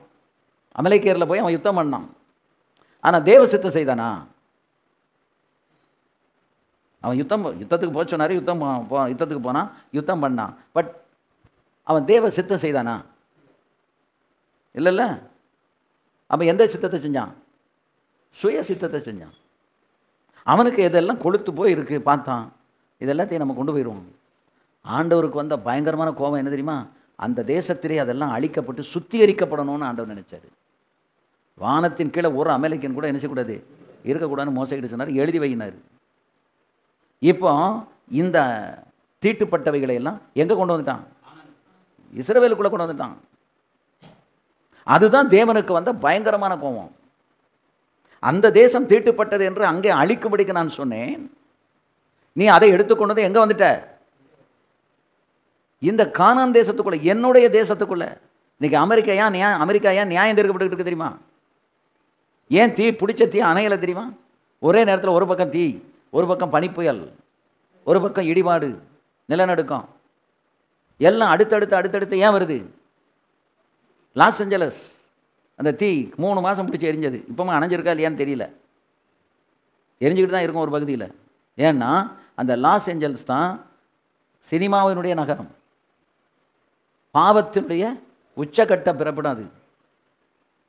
இப்போ தேவன் வந்து வருகைக்கு முன்னால் ஒரு சுத்திகரிப்பை இந்த பூலோகத்தில் நடத்தணும்னு விரும்புகிறாரு. பூமியிலே சுத்திகரிப்பை நடத்தணும்னு விரும்புகிற தேவன் திருச்சபைக்குள்ளே எவ்வளோ பெரிய சுத்திகரிப்பை அவர் விரும்புவார். இன்றைக்கு நாம் வந்து பாவிகளையும் துன்மார்க்கனையும் வேசிக்கலனையும் விபச்சாரக்காரனையும் பொய்காரனையும் கொலகாரனையும் பாதகனையும் எங்கே வச்சுக்கிட்டு இருக்கோம்? சபைக்குள்ளே வச்சுக்கிட்டு இருக்கோம். ஆட்டை கடிச்சு மாட்டை கடிச்சு மனுஷனை கடித்த மாதிரி இந்த ஊழியத்துக்கு உண்மையற்று போனவர்கள் இன்றைக்கு என்ன செய்கிறாங்கன்னா, ரெண்டு மனைவியை தள்ளிவிட்டு இன்னொரு மனம் முடித்து நானும் சபை நடத்துவேன்னு சொல்கிறான். இதை துணிகரம் எங்கே வந்து நிற்குது? இதை இதை தலைவர்கள் கண்டித்திருந்தால், அப்படிப்பட்ட துன்மார்க்கனை கூப்பிட்டு சபையில் ஆட விடாமல் இருந்திருந்தா கொஞ்சத்துக்கு கொஞ்சமாவது என்ன வந்திருக்கும்? பயம் வந்திருக்கும், மனம் திரும்புதல் வந்திருக்கும். இன்னைக்கு அது இல்லை. எல்லாரும் அது அது யாரெல்லாம் உண்டோ அத்தனை பேரும் அதுக்கு பங்கு அனுபவிக்கணும். பேரை சொல்ல வேண்டாம் நான் நினைச்சேன். தவறு என்று வரும் பொழுது அதை நீங்கள் சுட்டி காண்பிக்க தவறுனீங்கன்னு சொன்னால், என்னையும் சேர்த்தே சொல்கிறேன், அந்த அந்த ரிசல்ட் அவங்களுக்கு வர்ற அந்த பாதிப்புக்கு நம்மளும் உள்ளாகணும். கண்டிப்பாக கணக்கு கொடுக்கணும். யாரு அந்த ஆத்மா நமக்கு வேண்டான்னு சொல்கிறேன் நான். நமக்கு வேண்டிய ஆத்மா எது தெரியுமா? நித்தியத்துக்கு கொண்டு போகிற ஆத்மா தானே வேணும். நமக்கு ஆத்மா எது வேணும் அப்படின்னா, நித்தியத்துக்கு போகிறதுக்கு விரும்புகிற ஆத்மா வேணும். அது 10 பேர் இருந்தால் அந்த 10 பேருக்காக உயிரை கொடுத்து மேய்ச்சி அவங்கள கொண்டு போய் சேர்ப்போம். அதில் தானே ஒரு வஞ்சனை இருக்குது. அந்த வஞ்சனையை தானே நம்ம புரியணும். நம்ம கூட்டம் வரணும்னு நினைக்கணும். கூட்டம் வரணுங்கிறதுல தப்பு கிடையாது. ஆனால் என்ன கூட்டம்? எப்படிப்பட்ட கூட்டம் சொல்லுங்கள். நித்தியத்தை ஃபோக்கஸ் பண்ணுற ஒரு கூட்டம் நமக்கு முன்னால் இருக்கணுங்க. நம்ம பிரசங்கம் பண்ணுறது யாருக்கு பிரசங்கம் பண்ண? இப்போ நான் பிரசங்கம் பண்ணுறேன்னா இங்கே ஒரு கூட்டத்தை சேர்க்கறதுக்காக நான் பிரசங்கம் பண்ணல. என்னுடைய பிரசங்கம், நான் காலையிலே எழுப்பி ஜெபம் பண்ணேன். இன்றைக்கு இந்த பிரசங்கத்தை கேட்கறதுக்கு யார் யாரை கர்த்தர் சித்தமாக வைத்திருக்கிறாரோ அவங்கள எல்லாம் கொண்டு வந்து சேருங்க. அவங்களுக்கு எவ்வளவு வசதி குறைவுகளாக இருந்தாலும் ப்ரோக்ராமாக இருந்தாலும் தூக்கி தூர போட்டுட்டு வந்துடுவாங்க. நொண்டி குதிரைக்கு சறுக்குனது தான் சாக்கு. வர வேண்டாம். இந்த இந்த இந்த செய்தி நம்ம இருதயத்தை இடிக்குது ஆனால் வரமாட்டாங்க. இந்த செய்தி என்ன உருவாக்குது? என் குறைகளை சுட்டி காண்பிக்கிறது. நான் கர்த்தருக்குள்ள உருவாக்கப்பட்டு கொண்டிருக்கிறேன் என்று நினைத்தால் என்ன ப்ரோக்ராமாக இருந்தாலும் தூக்கி எரிஞ்சிட்டு நீங்கள் வந்து உட்காந்துருவீங்க. அதான் நீங்கள் வரல, ஆவியானவர் கொண்டு வந்து உட்கார வைப்பார். ஏன்னா அவர் யாரை உருவாக்கி யாரை பயன்படுத்தணுங்கிறதுல ரொம்ப கவனமாக இருக்குது. பிசாசு அந்த கூட்டத்தில் அட்டன் பண்ண விடாமல் இதே மாதிரி இன்னொரு ஊழியம் அல்லது இன்னொரு ப்ரோக்ராம் நமக்கு தந்து இந்த கூட்டத்தில் இருந்துடக்கூடாது என்று அதில் தவிர்ப்பதற்கு அவன் தீவிரமாக வேலை செய்கிறான். நீங்கள் ஆவிக்குரியவங்களா மாம்சத்துக்குரியவங்களா? அழைத்தவருக்கு நீங்கள் உண்மையாக இருக்கிறீங்களா? ஆவியில் தெளிவு இருக்கணும். ஒரு 10-20 பேருக்கு பிரசங்கம் பண்ணுறதுக்கு பதிலாக ஒரு 200 பேருக்கு பிரசங்கம் பண்ணுறதுக்கு எனக்கு வாய்ப்புகள் வருது. 20 பேருக்கு பேசணுங்க ஊழியக்காரங்களுக்கு. ஆனால் விசுவாசிகளுக்கு போய் பேசினா எவ்வளோ பேருக்கு பேசலாம்? 200 பேர் 500 பேருக்கு பேசலாம். எனக்கு எது முக்கியம்? எனக்கு இந்த சின்ன கூட்டம் தான் முக்கியம். ஒரு கூட்டத்தில் 2 ஊழியக்காரங்களுக்குள்ள ஒரு கிரியை நடந்தா அவங்க சபையில் போய் பயங்கரமான கிரியை செய்வாங்க. அல்லேலூயா. அந்த இடத்துல போய் இது நான் செலவழிக்கணும். இந்த கூட்டங்களுக்கு நான் என்னுடைய கையில் இருக்கிறத போட்டுட்டு நான் போனோம். அந்த கூட்டத்துக்கு போனால் 10,000 20,000 எனக்கு கையில் காணிக்க கிடைக்கும். எனக்கு இந்த ஊழியத்தை எடுத்து விறுவிறு நடத்திக்கிட்டு இருக்கும்போது ஒரு சில பாஸ்டர்கள் வெள்ளி சனி ஞாயிறு எங்கள் சர்ச்சுக்கு கூட ஒரு கன்வென்ஷனுக்கு வாங்க, ஒரு கூட்டத்துக்கு வாங்க, எப்படியாவது வாங்க பாஸ்டர் என்னை நிர்பந்தப்படுத்தினாங்க. அந்த இடத்துல தான் நான் சுதாரித்தேன். இப்போ இந்த இடத்துல என்னை கொஞ்சம் டீவியேட் பண்ணி திங்கள் செவ்வாய் புதன் வியாழனுக்கு பதிலாக வெள்ளி சனி ஞாயிறுன்னு போனால் என் சபையும் பாழா போகும், என் ஊழியமும் பாழா போயிடும், கர்த்தர் என்னை அழைத்த நோக்கமும் பாழா போயிடும். அதில் நான் தெளிவாக இருந்து அவங்ககிட்ட நான் கேட்டேன், எனக்கு 10 ஊழியக்காரனுக்கு பிரசங்கம் பண்ணுறது நல்லதா அல்லது உங்கள் சபையில் 100-200 பேருக்கு பேசுகிறது நல்லதான்னு கேட்டேன். அவங்க 3 பேருமே ஈரோட்டில் அவங்க அப்படியே அமைதியாக நின்றுட்டாங்க. இல்லை இதுதான் முக்கியம். அப்போ நம்ம உண்மையாக ஏன் இருக்கணும் அப்படின்னா, நம்முடைய காலப்போக்கில் உண்மையற்று போகிறதற்குரிய ஆப்பர்ச்சுனிட்டிஸ் நமக்கு உண்டாகும், தருணங்கள் உண்டாகும். ஆனால் அந்த தருணங்கள் எல்லாம் யார் கொடுக்கறது? பிசாசு கொடுக்குறான். அதில் தான் நம்ம கவனமாக இருக்கணும். அதில் நம்ம கவனமாக இருந்தால் ஜெயிச்சிடலாம். எல்லாம் என்ன செய்ய முடியாது, ஜெயிக்க முடியாது. நம்ம தோற்று போயிடுவோம். தோற்று போனோன்னு சொன்னால் நோக்கம் நிறைவேறாமல் போயிடும், அழைத்த அழைப்பு நிறைவேறாமல் போயிடும். எதுக்காக? பவுல் தெளிவாக சொல்றாரு, நான் எதற்காக பிடிக்கப்பட்டேனோ அந்த லக்கை நோக்கி தொடரும்படி ஆசையாய் தொடர்கிறேன். அதுதான் பவுலுடைய ஊழியத்தின் உண்மை. அழைக்கப்பட்ட நோக்கம் என்ன? அந்த அழைக்கப்பட்ட நோக்கத்தை விட்டுட்டு பிசாசு நம்மளை பல விதங்களில் சீரழிக்கிறதற்கு முயற்சிக்கும் போது ஆவியின் தெளிவு இருக்குமானால் நாம் அழைப்பில உண்மையா இருப்போம். கஷ்டப்பட்டாலும் சரி, சங்கடப்பட்டாலும் சரி, எதுல உண்மையா இருக்கணுங்கிற என்ன வரும்? நம்முடைய ஆவியில உண்மையா இருக்கணும், அழைப்புல உண்மையா இருக்கணுங்கிறதுல நாம ரொம்ப தெளிவா இருப்போம். இல்லையா? பிசாசு நம்மளை அங்கே எங்கே டைவர்ட் பண்ணும்போது டீவியேஷன் ஆகி வழி தவறி சிதைந்து போயிடுவோம். ரொம்ப கவனமாக இருக்கணும் ஊழியத்தில். பர்பஸ் என்ன? எதுக்கு ஆண்டவர் அழைத்த நோக்கம் என்ன? அந்த நோக்கத்தை ஃபோக்கஸ் பண்ணணும். வேற எதையும் நம்ம ஃபோக்கஸ் பண்ணக்கூடாது. அப்பதான் அதில் நம்ம உண்மையாக இருக்க முடியும். ஒரு பிரசங்கத்தை கத்தர் கொடுத்தா அந்த பிரசங்கத்தை பிரசங்கித்து முடிக்கிறதுல உண்மையாயிருங்க. எதுக்காக அந்த பிரசங்கத்தை ஆண்டவர் உங்களுக்கு கொடுத்தாரு? இன்னைக்கு ஏன் சபையில் அந்த பிரசங்கம் வேணும்? அந்த சபையில் இருக்கிற 4 பேருக்கு இந்த பிரசங்கம் தேவை என்று தேவன் அறிந்ததுனால ஆண்டவர் உங்களுக்கு அந்த பிரசங்கத்தை கொடுத்திருக்கிறார். அதை பிரசங்கிக்கும்படி ஒரு கெப்பாசிட்டி உங்களுக்கு ஆண்டவர் தந்திருக்காரு. அப்ப அதை நம்ம கரெக்டா பண்ணோம்னா சபையை வளர்க்கிறது கர்த்தர், ஆத்துமாக்களை கொடுக்கிறது கர்த்தர், சுத்தகரிக்கிறது கர்த்தர். சபையில் நான் சொன்னல, மரத்தில் வந்து இலை உதிர் காலத்தில் அது இலை உதிரணும், வசந்த காலத்தில் இலை துளிர்க்கணும், டெலிஷன் இருக்கணும், அடிஷன் இருக்கணும். இந்த 2 இருந்தால் தான் வளர்ச்சி என்பது சீராக இருக்கும். இல்லாவிட்டால் வளர்ச்சி என்பது சீராக இராது. குப்பைகளை முழுவதும் நீங்கள் உள்ளே வச்சுக்கிட்டீங்க அப்படின்னா குப்பைகள் இருந்து இருந்து சேர்ந்து சேர்ந்து சேர்ந்து கடைசியில் ஒரு நாள் நம்முடைய சபை எப்படி மாறிடும்? குப்பையான சபையாக மாறிடும், உலகத்துக்கு எதுவான சபையாக மாறிடும். கடைசியில் அதோடு சேர்ந்து சேர்ந்து சேர்ந்து நம்மளும் என்ன பண்ணுவோம்? பிரசங்கத்தை வந்து ஆவியானவர் கொடுக்குற பிரசங்கத்தை பேசுறதுக்கு விட்டுட்டு மாம்சத்தில் அறிவில் படித்த அறிவில், அதுக்கு தான் இருதயம் பக்குவப்படணும். பிரமாணங்களை கற்றுக் கொடுப்பதற்கு எஸ்ரா தன் இருதயத்தை பக்குவப்படுத்தினான். அந்த இருதய பக்குவம் இருந்தால் தான் பேசுறத பக்குவமாக பேச முடியும், ஆவியானவர் கொடுக்கிறபடி பேச முடியும். இன்னைக்கு அநேக ஊழியக்காரங்களுக்கு இருதயத்தில் என்ன இல்லை? பக்குவம் இல்லை. உங்க இருதயத்தில் பக்குவம் இருந்தால் ஆவியானவர் கொடுக்கறத மட்டும் நீங்க பேசுவீங்க. 2வது அமைதியா இருப்பீங்க. நம்ம எதையும் பேசணும், எதுக்கு எல்லாத்துக்கும் பதில் சொல்லணும், அந்த எண்ணம் நமக்கு வராது.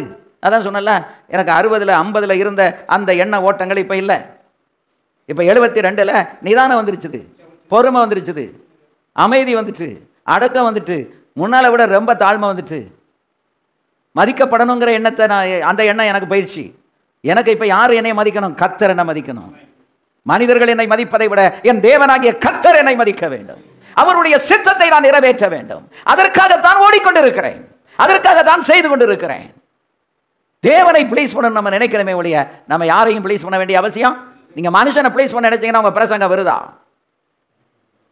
அதாவது கல்லூரியிலே கற்றுக் கொடுப்பதற்கும் ஒரு பிரசங்க பீடத்தில் நின்று பிரசங்கம் பண்ணுவதற்கும் ஒரு பொருளை பற்றி ஓரியன்டேஷன் கொடுப்பதற்கும் விளக்கங்கள் கொடுப்பதற்கு என்ன இருக்கு? வித்தியாசம் இருக்கு. ஒரு பிரசங்கியாரு அவன் தன்னை அடக்கி ஒடுக்கி கீழ்ப்படுத்தி கர்த்தருடைய கையில கொண்டு வந்து கொடுக்கணுங்க, தேவனுடைய கரத்துல. அதுக்கு தான் ஆண்டவர் சில நேரத்தில் நாம பக்குவப்படுத்துறதுக்கு சில நபர்களை எழுப்புவாரு. தாவீது வல்லமையாய் தேவகரத்தில் பயன்படுத்ததுக்கு காரணம் யார் தெரியுமா? சவுல்.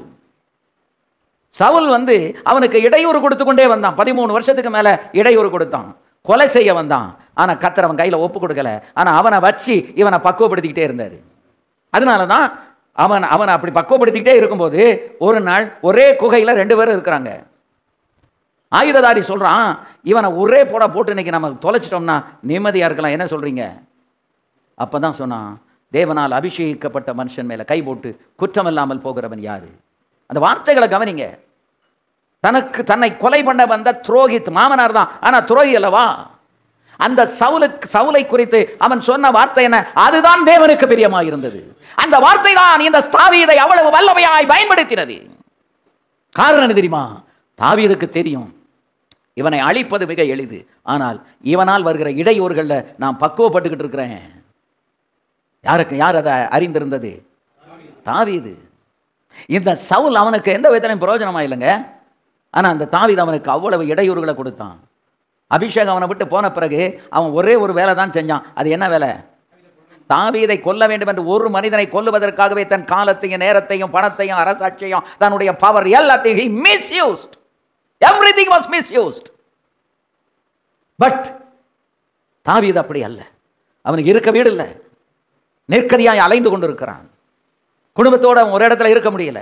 13 வருடங்களும் இழப்புகளும் வேதனையும் கஷ்டங்களும் நிந்தையும் அவமானங்களும் தான். ஆனால் சவுலோடு கர்த்தர் இல்லை. இந்த பாடுபட்டு கொண்டு திரிகிறானே குகை எல்லை அங்கே இங்கே இருக்கிற இந்த தாவீது, அவனோடு கர்த்தர் இருந்தார் என்று வேதம் சொல்லுகிறது. யார் கையிலையும் ஆண்டவர் அவனை ஒப்பு கொடுக்கல. ஆனா அந்த சவுல் அவன் வாழ்க்கைக்கு மிக பிரயோஜனமானவன். அவனுடைய இடையூறுகள் இவனை பக்குவப்படுத்தி கொண்டே வந்தது. யார? தாவீத. காரணம், தாவீதுக்கு ஒரு திட்டத்தை கர்த்தர் வைத்திருக்கிறாரு. அவன் அமலேக்கரை அழிக்கிறது தான் அவனுக்கு திட்டம். He was not faithful in that. அதில் அவன் உண்மையாக இல்லை. ஆனால் தாவீதுக்கு ஆண்டவர் ஒரு அசைன்மெண்ட் வச்சிருக்காரு. அது என்னன்னா, அவனை இருக்கிற சுத்திலும் இருக்கிற சத்துருக்களை முழுவதும் அழிக்கணும். அது யாருக்கு வேலை வச்சிருக்காரு ஆண்டவர்? தாவீதுக்கு. இப்போ தாவீது காலத்துக்கு முன்னாலேயே போய் சவுலை கொலை பண்ணிட்டான். இவனை உருவாக்குறதுக்கு ஆள் இல்லை. சவுல் தாவீது நெகட்டிவ் ஃபேக்டரில் உருவாக்கப்பட்டான். ரெண்டு விஷயம் இருக்குது. ஒன்று பாசிட்டிவ், இன்னொன்று நெகட்டிவ். சிலரை பாசிட்டிவில் ஆண்டவர் உருவாக்கிக்கிட்டே வருவார், சிலரை நெகட்டிவ்லேயே உருவாக்கிட்டு வருவார். அவங்களுக்கு நடக்கிறதெல்லாம் நெகட்டிவாக இருக்கும். நான் இப்படி நினச்சேன், அது இப்படி நடக்குது, நடக்கட்டும். அந்த நெகட்டிவ்லேயே கர்த்தர் உருவாக்கின ஒரு மனுஷன் தான் தாவீது. அவனுக்கு பாசிட்டிவாக யாருமே செயல்படலை தெரியுமா? எல்லாமே எப்படி இருந்தது? Everything was negative. எதிர்மறையில் உருவாக்கப்படுகிற நபர்களும் உண்டு, நேர்மறையில் உருவாக்கப்படுகிறவர்களும் உண்டு. மொத்தத்தில் அங்கே ஆண்டவர் அங்கே காண்கிறது என்ன அப்படின்னா, ஒரு மனுஷன் உருவாக்கப்பட வேண்டும். உருவாக்கப்பட்ட பிறகுதான் அவன் உபயோகப்படுத்த முடியும். அந்த உருவாக்குறதற்கு எஸ்ரா எப்படி தன் இருதயத்தை பக்குவப்படுத்தினானோ, அதுபோல ஒவ்வொரு ஊழியக்காரர்களை நீங்களும் நானும் எதை பக்குவப்படுத்தணும்? இருதயத்தை பக்குவப்படுத்தணும். நீங்க இருதய பக்குவம் உள்ள ஊழியக்காரனா மாறிட்டா ஆண்டவர் உங்களை பயன்படுத்துவதில் எந்த ஒரு சந்தேகமும் கிடையாது. எல்லாரும் கைதட்டி கர்த்தரை ஸ்தோத்திரம் பண்ணுங்க பாப்போம். ஆமென், அல்லேலூயா. இருதய பக்குவம் இன்னைக்கு நிறைய ஊழியக்காரங்களுக்கு இல்லை. அதனால கர்த்தர் அவங்கள பயன்படுத்த முடியலை. ஏன்னா யார் நம்மளை பக்குவப்படுத்துறதுக்கு கர்த்தர் நியமிச்சிருக்காரோ அது ஒருவேளை பாசிட்டிவ் ஃபேக்டராக இருக்கலாம், இன்னொன்று நெகட்டிவ் ஃபேக்டராக இருக்கலாம். சிலர் நெகட்டிவ் ஃபேக்டர்லேயே கர்த்தர் உருவாக்குவார், சிலர் பாசிட்டிவ் ஃபேக்டர்லேயே உருவாக்குவார். சிலருக்கு ரெண்டுமே வரும், நெகட்டிவும் பாசிட்டிவும் வரும். இப்போ தாவீதுக்கு ஃபுல்லாக டோட்டல் நெகட்டிவ் ஃபேக்டரில் தான் அவன் உருவானான். யோசேப்பு எப்படி உருவானா? கம்ப்ளீட்டாக நெகட்டிவ். அவனுக்கு ஃபேவரபுளாக யாருமே கிடையாது, எல்லாமே நெகட்டிவாக தான் சம்பவித்து கொண்டே வந்தது. ஆனால் அந்த நெகட்டிவான சம்பவங்கள் அத்தனையும் அவனுடைய சகோதரர்களில் இருந்து, போத்திபார் வீட்டில் இருந்து கடைசியில் வரைக்கும் அவனுக்கு எதுவுமே பாசிட்டிவாக இல்லை. ஆனால் அவ்வளவு நெகட்டிவ் வந்தாலும் அவன் கடைசியில் உருவாக்கப்பட்டிருக்கிறாங்கிறது எதில் தெரிஞ்சதுன்னா, கர்த்தர் அவனை சிங்காசனத்தில் கொண்டு போய் உட்கார வச்சு அவன் கையில் முத்திர மோதிரத்தை பார்வன் போட்டான் பாருங்க. அன்னைக்கு தான் தெரியும் இந்த நெகட்டிவ்ல இந்த சிறைச்சாலைக்குள்ள அவன் என்ன செய்யப்பட்டு கொண்டே வந்தான், உருவாக்கப்பட்டு கொண்டே இருந்தான். கையை வைத்து ஒரு ஆமென் சொல்லுங்க பாப்பா. அல்லேலூயா. சுகமாதியாரா கந்தரபௌதியா நிமாரா தீது கூராதியானமா அந்தலலப ஷக்கபாபாதி ஆராதியாந்தரபௌதி கபாசியாரமா. சில நேரங்களில் எல்லாம் நமக்கு நெகட்டிவாக நடக்குங்க, எதுவுமே பாசிட்டிவாக இருக்காது. சில நேரம் எல்லாமே பாசிட்டிவாக இருக்கும். சிலருக்கு ரெண்டும் இருக்கும், பாசிட்டிவ் இருக்கும், நெகட்டிவ் இருக்கும். சிலருக்கு நெகட்டிவ் தான் இருக்கும், சிலருக்கு பாசிட்டிவ் மட்டும் இருக்கும். வேதத்தில் ரெண்டு விதத்தினால உருவாக்கப்பட்டவங்களை நிறைய பேர் நம்ம எக்ஸாம்பிளாக பார்க்குறோம். அல்லேலூயா, ஆமென். ஆனால் எதற்காக, அதைத்தான் பவுல் சொன்னார், நான் எதற்காக பிடிக்கப்பட்டேனோ அந்த லக்கை நோக்கி தொடர்கிறேன். அல்லேலூயா, அல்லேலூயா. ஆகவே ஆண்டவர் எப்படி நம்மளை பக்குவப்படுத்திட்டு இருக்காரு, நம்ம இருதயத்தை எப்படி பக்குவப்படுத்துறாரு, உற்று கவனிங்க. உங்களை நீங்க கவனிங்க, அடுத்தவங்களை நீங்க கவனிக்க வேண்டாம். Look at yourself, make self evaluation. உங்களை நீங்களே நிதானித்து பாருங்க. நான் அடிக்கடி என்னைய நிதானிச்சு பார்ப்பேன். நான் கரெக்டான ட்ராக்ல போய்கிட்டு இருக்கேனா, என்னை கர்த்தர் சரியான பாதையில் நடத்துறதுக்கு நான் என்னை ஒப்பு கொடுத்துருக்கேனா? சில நேரம் எல்லாம் நெகட்டிவாக இருக்கும். அப்படி நெகட்டிவாக வரும்போது அலறிடக்கூடாது. நான் அலற விரும்ப மாட்டேன். அதற்கு மாறாக கரெக்டாக ஆண்டவரை என்னை கொண்டு போ, திரும்ப ஒரு ரீசப்மிஷன், மறுபடியும் என்ன செய்யணும், ஒப்பு கொடுக்கணும். அப்படி மறுபடி ஒப்பு கொடுக்கும்போது தான், அதாவது பல முறை தாவீது தன்னை ஆண்டவர்கிட்ட ஒப்பு கொடுத்துக்கிட்டே வந்தான், அர்ப்பணிச்சுக்கிட்டே வந்தான். அந்த அர்ப்பணித்துக்கொண்டே, அதான் ரீசப்மிஷன், ரீவைட்டலைசேஷன். நம்மளை திரும்பவும் ஆண்டவர் உருவாக்குறதற்கு ஒரு ரீசப்மிஷன் நமக்கு தேவை. ஒரு காலத்தில் ஒப்பு கொடுத்தோம், ரைட்டு, இப்போ ஆண்டவர் மறுபடியும் ஒப்பு கொடு என்று சொல்லுகிறார். அது ஒப்பு கொடுக்காதவங்க தான் உபதேசத்தில் தவறி போயிட்டாங்க, ஜீவியத்தில் தவறி போயிட்டாங்க, அழைக்கப்பட்ட அந்த ஆரம்ப கால அனுபவங்களை இன்னைக்கு விட்டுட்டாங்க. இன்னைக்கு இப்போ இருக்கிறதே நமக்கு போதும்னு சொல்லி போய்கிட்டு இருக்காங்க. இல்லை, ரீதிங்கிங் வேணும், மறுபடியும் திங்க் பண்ணி பார்க்கணும். ரீசப்மிஷன் வேணும், மறுபடியும் நம்மை தாழ்த்தி ஆண்டவர்கிட்ட அர்ப்பணிக்கணும். ஒரு காலத்தில் அர்ப்பணித்தோம், அது போதுமா? இன்னொரு முறை கர்த்தர் உங்களை அர்ப்பணிக்க அவர் விரும்புகிறார். அங்கே தான் நம்ம சிந்திக்கணும், ஆண்டவரே என் குணங்கள் எப்படி இருக்கிறது, என் சுவாபங்கள் எப்படி இருக்கிறது, என் ஊழியம் எப்படி இருக்குது, என் பேச்சு எப்படி இருக்குது, நான் என் செயல்பாடு எப்படி இருக்குது, இப்போ நான் உமக்கு பிரியமாக நான் கரெக்டாக செய்கிறேன்னா அந்த இடத்துல தான் நம்ம வந்து திரும்ப ஒரு ரீசப்மிஷன், நம்ம ஆண்டவரே இதெல்லாம் என்கிட்ட குறை இருக்கு ஆண்டவரே, என்னை மன்னிச்சிருங்க ஆண்டவரே என்று மறுபடியும் ஒரு ரீசப்மிட் ஆண்டவர்கிட்ட நீங்கள் பண்ணும்போது உங்களுக்கு நடக்கிறது என்ன தெரியுமா? ரீவைட்டலைசேஷன்.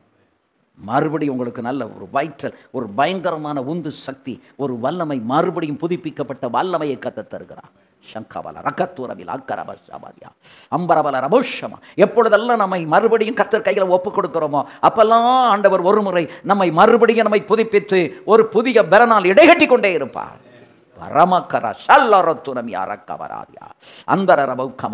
உங்களிலிருந்து ஒரு வல்லமை புறப்பட்டு போக வேண்டாம். நம்ம எல்லாரும் பாஸ்டர்ஸ். நம்ம சபைக்கு வர்றவங்களுக்குள்ளேயும் கத்தர் அற்புதம் செய்யணும், வெளியிலிருந்து வர்றவங்களுக்கும் கத்தர் அற்புதம் செய்யணும். ஒரு அற்புதம் செய்தா போதும், நமக்கு என்னென்ன தேவையோ அத்தனையும் கத்தர் செய்திருவாரு. அல்லேலூயா. துமக்கராதியானா கமசியாரா அந்தரரபு ஷபரபலரபௌரியா தீகமராதியானா மக்கமா திம்பல கரக்கஷந்துர ரபௌரியா ரக்கலபாதியா ராத்துரபியா அம்பர வலரபௌடரல யாரமல ரந்தல ரத்தர தோரபியா ரக்கமாதியா திமாரக்கம ஷபாரியாரபா தீகலப ஷபரபா. அப்படியே ஆவியில கத்தரை ஸ்தோத்திரம் பண்ணுங்க. வீரபக்கந்துர ரபி ஷபலபல ரபியாரா அந்த ரபல ரக்கந்தல ரபௌ ஷபரபலமா துமரபக்கனந்தர ரபௌ ஷபரபலமா திமரபக்கமா தீகரபஷமா தீகரக்கலமர ரக்கத்தர ரதுரதி அந்தர ரபௌ தரதி அந்தர ரபா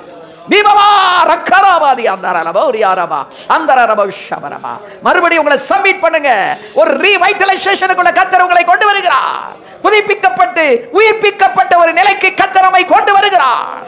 லக்கரபல ரமௌக்கபர ஹந்தலரபௌ ஷபரபரபா அமரபா தியானமா ஷபரபா தூமலர தியாந்தரரபௌ கமரபா அம்பரபலரபௌ ஷபரபலரபௌ ரபி கவரபா அங்கலபல ரியானா துரால அரே யானமா ஷபலபலபா அம்பரபலரபௌ ரபில ரிகவரபா ஷம்பரபலரபா. நல்ல கரங்களை தட்டி ஆவியில நிரம்புங்க.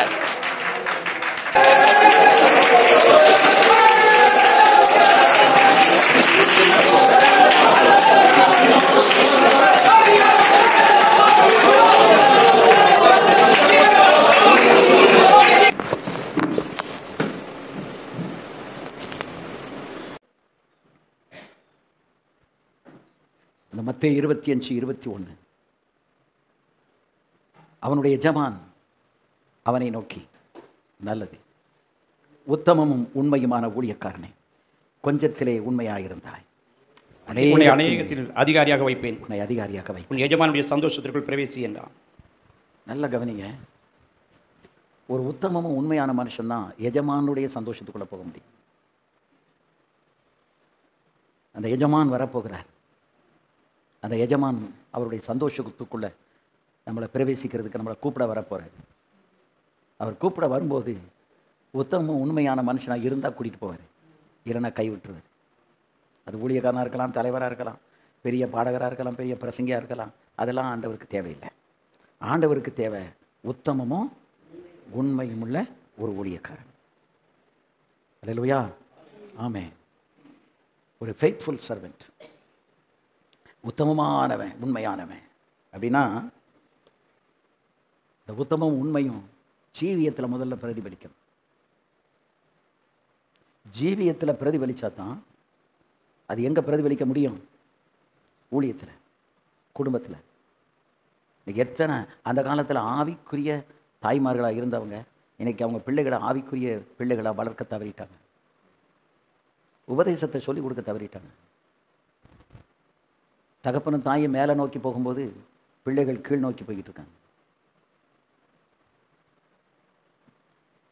அப்படி இருந்தால் இந்த எஜமான் அவனை நோக்கி, நல்லது, எதை நல்லதுன்னு சொன்னால், உன் ஜீவியம் நல்லது, நீ பொழைச்ச பொழப்பு நல்லது, நீ இது வரைக்கும் வாழ்ந்த வாழ்க்கை நல்லது, நீ செய்தது நல்லது, எல்லாத்தையுமே நல்லதாக பார்க்குறான். தேவன் ஒவ்வொரு நாளும் ஒவ்வொன்றையும் படைத்து விட்டு கர்த்தர் நல்லது என்று கண்டார். நீங்களும் நானும் ஒவ்வொரு நாளும் செய்கிறத கர்த்தர் எப்படி காணணும்? நல்லது என்று காண வேண்டும். இன்றைக்கி நல்லதுன்னு கண்டுட்டாரு, சந்தோஷம். நாளைக்கு, நாளன்னைக்கு நோக்கம், தேவ திட்டம், தேவ சித்தம் எல்லாமே இன்றைக்கி ஊழியக்காரங்க வாழ்க்கையில் நொறுங்கி கிடக்கு. எதுக்கு பிடிக்கப்பட்டாங்களோ அதை நிறைவேற்றலை, எதை நோக்கி போகணுமோ அதை நோக்கி இன்றைக்கி போகலை, எது நல்லதோ அதை செய்யலை, தேவனை பிரியப்படுத்துறதுக்கு என்ன உண்டோ அதை செய்யலை. இன்றைக்கி நம்ம மனுஷனை பிரியப்படுத்துறதுக்கு சில காரியங்களை செய்கிறதுக்கு ஓடிட்டுருக்கோம். மனிதர்கள் நம்மை பாராட்டணும், மனிதர்களுடைய கண்களுக்கு முன்பு நம்ம ஊழியம் பிரகாசமாக இருக்கணும். அதுக்கு ஏதுவான காரியங்களை இன்றைக்கி நம்ம ரொம்ப முயற்சித்து அதை செய்ய போகிறேன்னு சொல்லி கடனுக்கு காட்சியை வாங்கி கஷ்டப்பட்டுட்டு இருக்கணும். அது நமக்கு முக்கியம் இல்லை. அல்லேலூயா, ஆமே. எங்களுக்கு ஒரு 7 லட்சம் ரூபாய்க்கு இந்த பிஏ சிஸ்டம் இதெல்லாம் நாங்கள் ஒரு 25-30 வருஷத்துக்கு முன்னால் உள்ளதை தான் இப்போவுமே யூஸ் பண்ணிகிட்டு இருக்கோம். எல்லாமே ஒன்று ஒன்றா அப்படியே ரிப்பேர் ஆகி போயிட்டே இருக்கு. அந்த நாட்களில் உள்ளது. இப்போ மிக்சரை மாற்றணும், ஸ்பீக்கரை மாற்றணும், இதெல்லாம் மாற்றணும்னா ஒரு 7 லட்ச ரூபா வேணும். இப்போ ஒரு 1 லட்சம் தான் சேர்ந்துருக்கு. அது 73,000 93,000 தான் சேர்ந்துருக்கு. இப்படி சேர்த்து வச்சுக்கிட்டே வரோம். ஒரு விசுவாசி அந்த மிக்சரை நான் வாங்கி தந்துடுறேன் அப்படின்னு சொல்லியிருக்காங்க. இனி மற்றதுக்கு நாங்கள் காத்துக்கிட்டு இருக்கோம். நான் அதில் போய் தலையை கொடுத்து ஒன்று செய்யறதுக்கு நான் விரும்புகிறேன். கர்த்தர் செய்யணும். ஏன்னா நமக்கு எது முக்கியம்னா பேசினா சத்தம் வரணும். இப்போ ஓரளவு வந்துக்கிட்டு இருக்கு. என்ன செய்யுது? வந்துக்கிட்டு இருக்கு. அது நிற்கிறதுக்குள்ளே முழுசும் ரிப்பேர் ஆகி போகிறதுக்குள்ளே ஆண்டவர் ஏதாவது ஒன்று செய்வார், தருவார். இப்படி நம்ம ஒவ்வொரு விஷயத்துலையும் கொஞ்சம் கருத்தாக சிந்தித்து செயல்பட்டோம்னா கடனுக்குள்ளே போய் மாட்ட மாட்டோம். இன்றைக்கி நிறைய ஊழியக்காரங்க எதுக்குள்ளே போய் மாட்டிடுறாங்க? கடனில் மாட்டிடுறாங்க. கடனுக்குள்ளே நம்ம போயிட்டோம் அப்படின்னா எழும்ப முடியாது. வசன தியானம் போயிடும், அபிஷேகம் போயிடும், கிருபை போயிடும். சும்மா நடைப்பினம் போல ஒரு ஊழியக்காரனாக நம்ம இருக்கலாமே ஒழிய ஆவியின் நிறைவும் வல்லமையும் உள்ள ஒரு ஊழியக்காரனாக இருக்க முடியாது. அப்போஸ்தலர் காலத்தில் இருந்த ஊழியக்காரனாக உங்களை என்னையும் கர்த்தர் பார்க்க விரும்புகிறார். இன்றைக்கி அப்படி நம்ம மாற முடியுமா என்று சந்தேகத்தோடு பார்க்குறோம். இல்லை, நான் சொன்னல, ரீசப்மிட். நம்மக்கிட்ட என்னெல்லாம் குறை, நம்ம எதில் தவறி இருக்கோம், இன்றைக்கி இப்படி இருக்கிறதுக்கு என்ன காரணம்? உட்காந்து ஆவியில் நிரம்பி ஜெபம் பண்ணிக்கிட்டே திங்க் பண்ணிக்கிட்டே இருக்கணும். அப்படி நீங்கள் ஆவியில் உட்காந்து ஜெபம் பண்ணி திங்க் பண்ணும்போது எங்கே தவறணுமோ எதில் தவறணுமோ அதெல்லாம் ஒன்று ஒன்றா கத்தை சுட்டி காண்பிப்பார். அந்த இடத்துல நம்ம ரீசப்மிட் பண்ணணும். ஆண்டவரே என்னை மன்னியும், இந்த தவறை செய்ததுக்காக என்னை மன்னியும். இந்த ஒரு சிலர் ஜெபம் பண்ணுவாங்க, நான் தவறு செய்திருந்தால், உங்கள் மனம் புண்படும்படி பேசி இருந்தால், நான் இப்படி சொல்லி இருந்தால், இந்த பீத்த வார்த்தையெல்லாம் ஜெபத்தில் சொல்லவே கூடாது. ஸ்ட்ரெயிட்டவே, ஆண்டவரே நான் இப்படி பேசினேன், நான் இப்படி செஞ்சேன், என்னை மன்னிங்க அப்படின்னா தான் மன்னிப்பார். அதை விட்டுட்டு நான் செய்திருந்தால், நான் பேசியிருந்தால், நான் பார்த்திருந்தால், இந்த வார்த்தைகள் அங்கே எடுபடாது. ஜெபத்தில் உட்கார்ந்து நம்ம எழும்பும்போது நமக்குள்ளே ஒரு பெரிய உயிரோட்டம் உண்டாயிருக்கணும். என்ன வந்திருக்கணும்? ஒரு உயிரோட்டம். அப்போதான் உள்ளதையும் இழக்க மாட்டோம். இல்லைன்னா கொஞ்சம் நஞ்சம் நமக்குள்ளே இருக்க பாருங்க அந்த ஜீவன், அதை இழந்துருவோம். உலகத்தில் நல்லா இருக்கும், சொந்தக்காரங்க பார்வையில் நல்லா இருக்கும், நமக்கு அது தேவையே கிடையாது.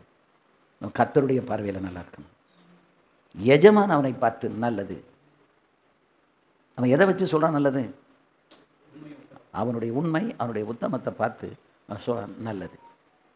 உத்தமமும் எதில் உத்தமம், எதில் உண்மை? நான் உங்கள்கிட்ட கொடுத்ததில் நீ உண்மையாக இருந்தால் உத்தமமாக இருந்த. அதுக்கு முந்தின வசனங்களை நம்ம வாசிக்கும்போது, 5 தாலந்தை வாங்கினவன் வேறு 5 தாலந்தை கொண்டு வந்து, ஆண்டவனே 5 தாலந்தை என்னிடத்திலே ஒப்புவித்தீரே, அவைகளை கொண்டு இதோ வேறு 5 தாலந்துகளை சம்பாதித்தேன் என்று சொன்னான். உடனே அவன் சொல்கிறான் நல்லது. த வேர்ட் ஆஃப் அப்ரிசியேஷன், பாராட்டுதலுக்குரிய வார்த்தை. நம்மளை பார்த்து கத்த சொல்லுவாரா? நம்ம இதுவரைக்கும் செய்திருக்கிற காரியங்களை பார்த்து நல்லது. உத்தமமும் உண்மை. உத்தமம் உண்மைன்னு 2 வார்த்தை எதுக்கு சொல்லப்பட்டிருக்குன்னா, நீ முதல்ல இந்த 5 தாலந்தை தொலைக்கலை. என்ன செய்யலை? தொலைக்கலை, மண்ணுக்குள்ளே புதைக்கலை. நீ அவைகளை கொண்டு என்ன செய்தாய்? மீண்டும் 5 தாலந்தை நீ சம்பாதித்தாய். அதனால தான் அந்த உத்தமம் உண்மை அங்கே சொல்லப்பட்டிருக்கு. ஏன்னா ஒருத்தன் வந்து சொன்னால், நீ 1 தாலந்தை கொடுத்தே, நான் அதை மண்ணுக்குள்ளே என்ன செய்தேன்? புதைத்து வைத்தேன். அப்படின்னா என்ன? யூஸ் பண்ணலை. 1 தாலந்து இருந்தால் கூட அதை யூஸ் பண்ணலை அப்படின்னா அது புதைக்கப்பட்டதுக்கு சமானம். அது புதைக்கப்பட்டுட்டு நம்ம எப்போவுமே நம்முடைய ஊழியத்தின் துவக்கத்தில் பல அற்புதங்களை கர்த்தர் நமக்கு செய்து நம்ம ஊழியத்தை நிலைப்படுத்தினார். உங்களுக்கு ஞாபகம் இருக்கும். இன்னைக்கு எங்கே போச்சு அந்த அனுபவம்? எங்கே போச்சு சொல்லுங்க. ஆரம்ப காலத்தில் பட்டினி கிடக்கும்போது, பசியாக இருக்கும்போது, போதுமான வஸ்திரம் இல்லாமல் இருக்கும்போது ஏறெடுத்த ஜெபம் எங்கே போச்சு? அன்றைக்கி ஆண்டவர் பாதமே தஞ்சம்னு விழுந்து கிடந்தமே, அன்றைக்கி நம்மளை தேடி எத்தனை பேர் வந்து விடுதலை ஆகிட்டு போனாங்க? எத்தனை இடத்துக்கு கர்த்தர் நம்மளை கொண்டு போனார்? இன்றைக்கி எங்கே போச்சு? அதெல்லாம் இன்றைக்கி எங்கே? அந்த அனுபவம் எல்லாம் எங்கே? இன்னைக்கு இல்லை, இழந்துட்டோம். ஏன் இழந்தோம்? கொடுக்கப்பட்டதில் உத்தமாவும் இல்லை, உண்மையாகவும் இல்லை. வேற பக்கம் நம்ம கவனம் திரும்பிட்டு இந்த ஊழியர் கூட்டத்தை நான் இப்படி தொடர்ந்து நடத்தக்கூடாதபடி எத்தனை போராட்டங்கள் தெரியுமா? எத்தனை போராட்டங்கள், எத்தனை தடங்கல்கள், எத்தனை எதிர்ப்புகள், எத்தனை டிஸ்கரேஜ்மெண்ட்டு. இதெல்லாம் வந்தாலும் நான் வந்து டிஸ்கரேஜே ஆகலை. நான் எப்போ டிஸ்கரேஜ் ஆகும் தெரியுமா? நான் பேசுகிற கூட்டத்தில் ஆவியானவர் கிரியை செய்யலைன்னா தான் எனக்கு டிஸ்கரேஜ்மெண்ட். எனக்கு தெரியும் என்னுடைய கர்த்தர் இருக்கிறார். அல்லேலூயா. அப்போ என்னுடைய கர்த்தர் இருக்கும்போது நான் பேசுகிற கூட்டத்தில் கர்த்தர் கிரியை செய்கிற வரைக்கும் நமக்கு என்ன இல்லை? சோர்வு இல்லை. எதுக்கு சோர்வடையணும்? அதுக்கு தான் நான் அடிக்கடி சொல்லிக்கிட்டு இருக்கேன், எண்ணிக்கையை பார்த்து ஏமாந்துடாதீங்க. அது ஒரு வஞ்சனை. எண்ணிக்கையை பார்த்தீங்கன்னா ஏமாந்து போயிடுவீங்க. சேலத்தில் ஒரு நாள் 5 பேர் தாங்க வந்திருந்தாங்க. 5 பேர். அந்த 5 பேருமே மூத்த போதகர்கள், நல்ல வயதானவர்கள். ஒருத்தர் சபையெல்லாம் 1000 பேர் இருக்காங்க, பெரிய சபை போதகர். 5 பேர் தான் வந்திருந்தாங்க, எல்லாம் சீனியர் பாஸ்டர்ஸ். நான் பாட்டுக்கு அந்த 5 பேருக்கு நான் பாட்டுக்கு பிரசங்கம் பண்ணிக்கிட்டே இருக்கேன். முடிவில் ஒரு போதகர் வந்து மைக்கை கையில் எடுத்து சொன்னார், எனக்கு ரொம்ப ஆச்சரியமாக இருந்தது. எதுனா 5 பேருக்கு ஒரு 500 பேர் இருக்கிற மாதிரி இன்னைக்கு ஆவியானவர் பாஸ்டர் கொண்டு பேசினார். அதுதான் எனக்கு பெரிய ஒரு சந்தோஷம். அல்லேலூயா, ஆமென். வஞ்சிக்கப்படக்கூடாது, ஏமாந்துடக்கூடாது. கூட்டத்தை பார்த்தோன்னா கர்த்தர் கிரியை செய்கிறதுக்கு ஒரு இடம் இல்லாமல் போயிடும். நான் எந்த காரணத்தை கொண்டும் இந்த கூட்டங்களை எந்த ஊர்லேயும் நானாக கேன்சல் பண்ணவோ, எனக்கு முடியலைன்னு சொல்கிறதுக்கோ நான் ரொம்ப ரொம்ப யோசிப்பேன். மார்ச் மாதம் ஃபஸ்ட் வீக் துபாய்க்கு போயிருந்த போது கூட அடுத்த வாரத்தில் அந்த கூட்டத்தை எல்லா கூட்டத்தையும் வச்சுட்டோம். நான் எல்லோரும் என்ன சொல்லுவாங்கன்னா, நீங்கள் வந்து அடுத்து ஒரு டேட்டை கொடுத்து எனக்கு என்ன செஞ்சுருங்க, கூட்டத்துக்கு வந்துடுங்க. கூட்டத்துக்கு வராமல் மட்டும் இருக்கக்கூடாது. ஆவியானவர் இருக்கிறாரா, அது நமக்கு போதும். நமக்கு பல 1000 வந்து ஆவியானுடைய கிரியே இல்லை. 2 பேர் வெளியே எந்திரிச்சு பேசிக்கிட்டு இருக்காங்க, 4 பேர் தூங்கிக்கிட்டு இருக்காங்க, ஒரு 10 பேர் செல்லை நோண்டிக்கிட்டு இருக்காங்க. அதில் ஆவியானவர் இறங்க முடியாது. 10 பேர் வந்தாலும் 10 பேருக்குள்ளே ஒரு மனம் இருக்கணும். அந்த ஒரு மனத்தின் நடுவே கர்த்தர் கிரியை செய்வார். அல்லேலூயா. அதனால தான் அவன் சொன்னான், நீ கொஞ்சத்தில் உண்மையாக இருந்தாய். நீ எப்படி இருந்த? அதனால தான் 5 பேரானாலும் ஆவியானவர் பேசுறாரு, 10 பேரானாலும் பேசாது, 50 பேரானாலும் பேசுறாரு. அல்லேலூயா. ஆவியானவர் ஆளை பார்த்து எண்ணிக்கையை பார்த்து பேச மாட்டார். அவர் பட்சபாதம் உள்ளவர் அல்ல. உங்கள் இருதயத்தை பார்த்து கர்த்தர் பேசுவார். ஆமென். இன்றைக்கு நான் இந்த கூட்டத்தில் ஒரு ஆசீர்வாதத்தை பெறணும், ஆவிக்குரிய ஒரு ஆசீர்வாதத்தை பெறணும், இப்படி தீர்க்கமான எண்ணத்தோடு நீங்கள் வந்தீங்கன்னா அன்னைக்கு நீங்கள் கேட்டதை அவர் கொடுக்காம வெறுமையாக அனுப்ப மாட்டார். இந்த ஞாயிற்றுக்கிழமை நீங்கள் போய் இப்போ பெற்ற அபிஷேகத்தோடு போய் நில்லுங்க. உங்களுக்குள்ளே இருக்கிற அபிஷேகம் அப்படி ஜனங்களுக்குள்ளே ட்ரான்ஸ்ஃபர் ஆகும். அல்லேலூயா. அங்கே தான் ஆவியானுடைய கிரியை உண்டாகும். அதுதான் நமக்கு தேவை. அதுதான் நமக்கு தேவை. ஜனங்கள் மனம் திரும்பணும், உணர்வடையணும். வெறும் வார்த்தையில் அல்ல, ஆவியானுடைய கிரியை இல்லை. ஜனங்கள் உங்களோடு என்னோடு கர்த்தர் இருக்கிறார் என்று உணரணும். நம்ம பாஸ்டரோடு நம்ம பாஸ்டர் அம்மாவோடு யார் இருக்கா? கர்த்தர் இருக்கிறார். அவர் கார் இருக்குது, பங்களா இருக்குது, வசதி இருக்குது. இது நமக்கு தேவையில்லை. ஜனங்கள் பார்க்க வேண்டியது பாஸ்டர்கிட்ட என்ன இருக்குது, வல்லமை கர்த்தர் இருக்கிறார். 50 வருஷத்துக்கு முன்னால் உள்ள ஊழியக்காரங்கக்கிட்ட அன்னைக்கு வந்து இந்த சிப்பாக இருக்கு பாருங்க, இந்த சிப்பை இங்கே வரக்கட்டெல்லாம் கிழிஞ்சு போயிருக்கும். இந்த பாக்கெட்டில் இருக்கும்ல அது கிழிஞ்சிருக்கும். அவருக்கு 2 ஜிப்பாவுக்கு மேலே இருக்காது. அவர் விசிட்டிங் வீட்டுக்கு வராருன்னா பெரிய பணக்காரங்களாக இருந்தால் கூட ரொம்ப மரியாதையாக இருப்பாங்க. ஏன் தெரியுமா? வந்தவுடனே ஏடா கூட இருந்தால் வெளிப்பாட சொல்லிடுவாங்க. ஏன் நீங்கள் 2 பேரும் சண்டை போட்டுக்கிட்டு இருக்கீங்க? புருஷன் மனைவியப்பா, நீ எதுவும் சொன்னையா பாஸ்டர்கிட்ட? மனைவி, நான் எங்கே சொன்ன, நீங்கள் எதுவும் சொன்னீங்களா? ஒருத்தரும் சொல்ல வேண்டாம். உன் லட்சணத்தை ஆவியானவரே சொல்லிடுவார். ஏன்னா பாஸ்டர் கூட யார் இருக்கா? ஆவியானவர் இருக்கு. நீ போ, அங்கே போய் நம்ம கால் வைக்கும்போது அது நாங்கள் ஊழியம் வளர்கிற விதம். அல்லேலூயா. ஆமே. கட்டுகளை வந்து கர்த்தர் உடைப்பார். அதை எந்த பெரிய ஆபீசராலும் அதை உடைக்க முடியாது. உங்களால், என்னால், அழைக்கப்பட்டவனால் மட்டும்தான் செய்ய முடியும். நமக்கு இருக்கிற மேன்மையை அழைப்பு தான். அந்த அழைப்பை மட்டும் உதாசீனப்படுத்திடக்கூடாது. இந்த அழைப்பை வேற எதுக்கும் திருப்பிடாதீங்க. இதில் உண்மையாக நில்லுங்க. நான் இன்றைக்கி சொன்னேன், பிரசங்கத்தில் உண்மையாக இருங்க, செய்கிறதுல உண்மையாக இருங்க, வாழ்கிறதுல உண்மையாக இருங்க.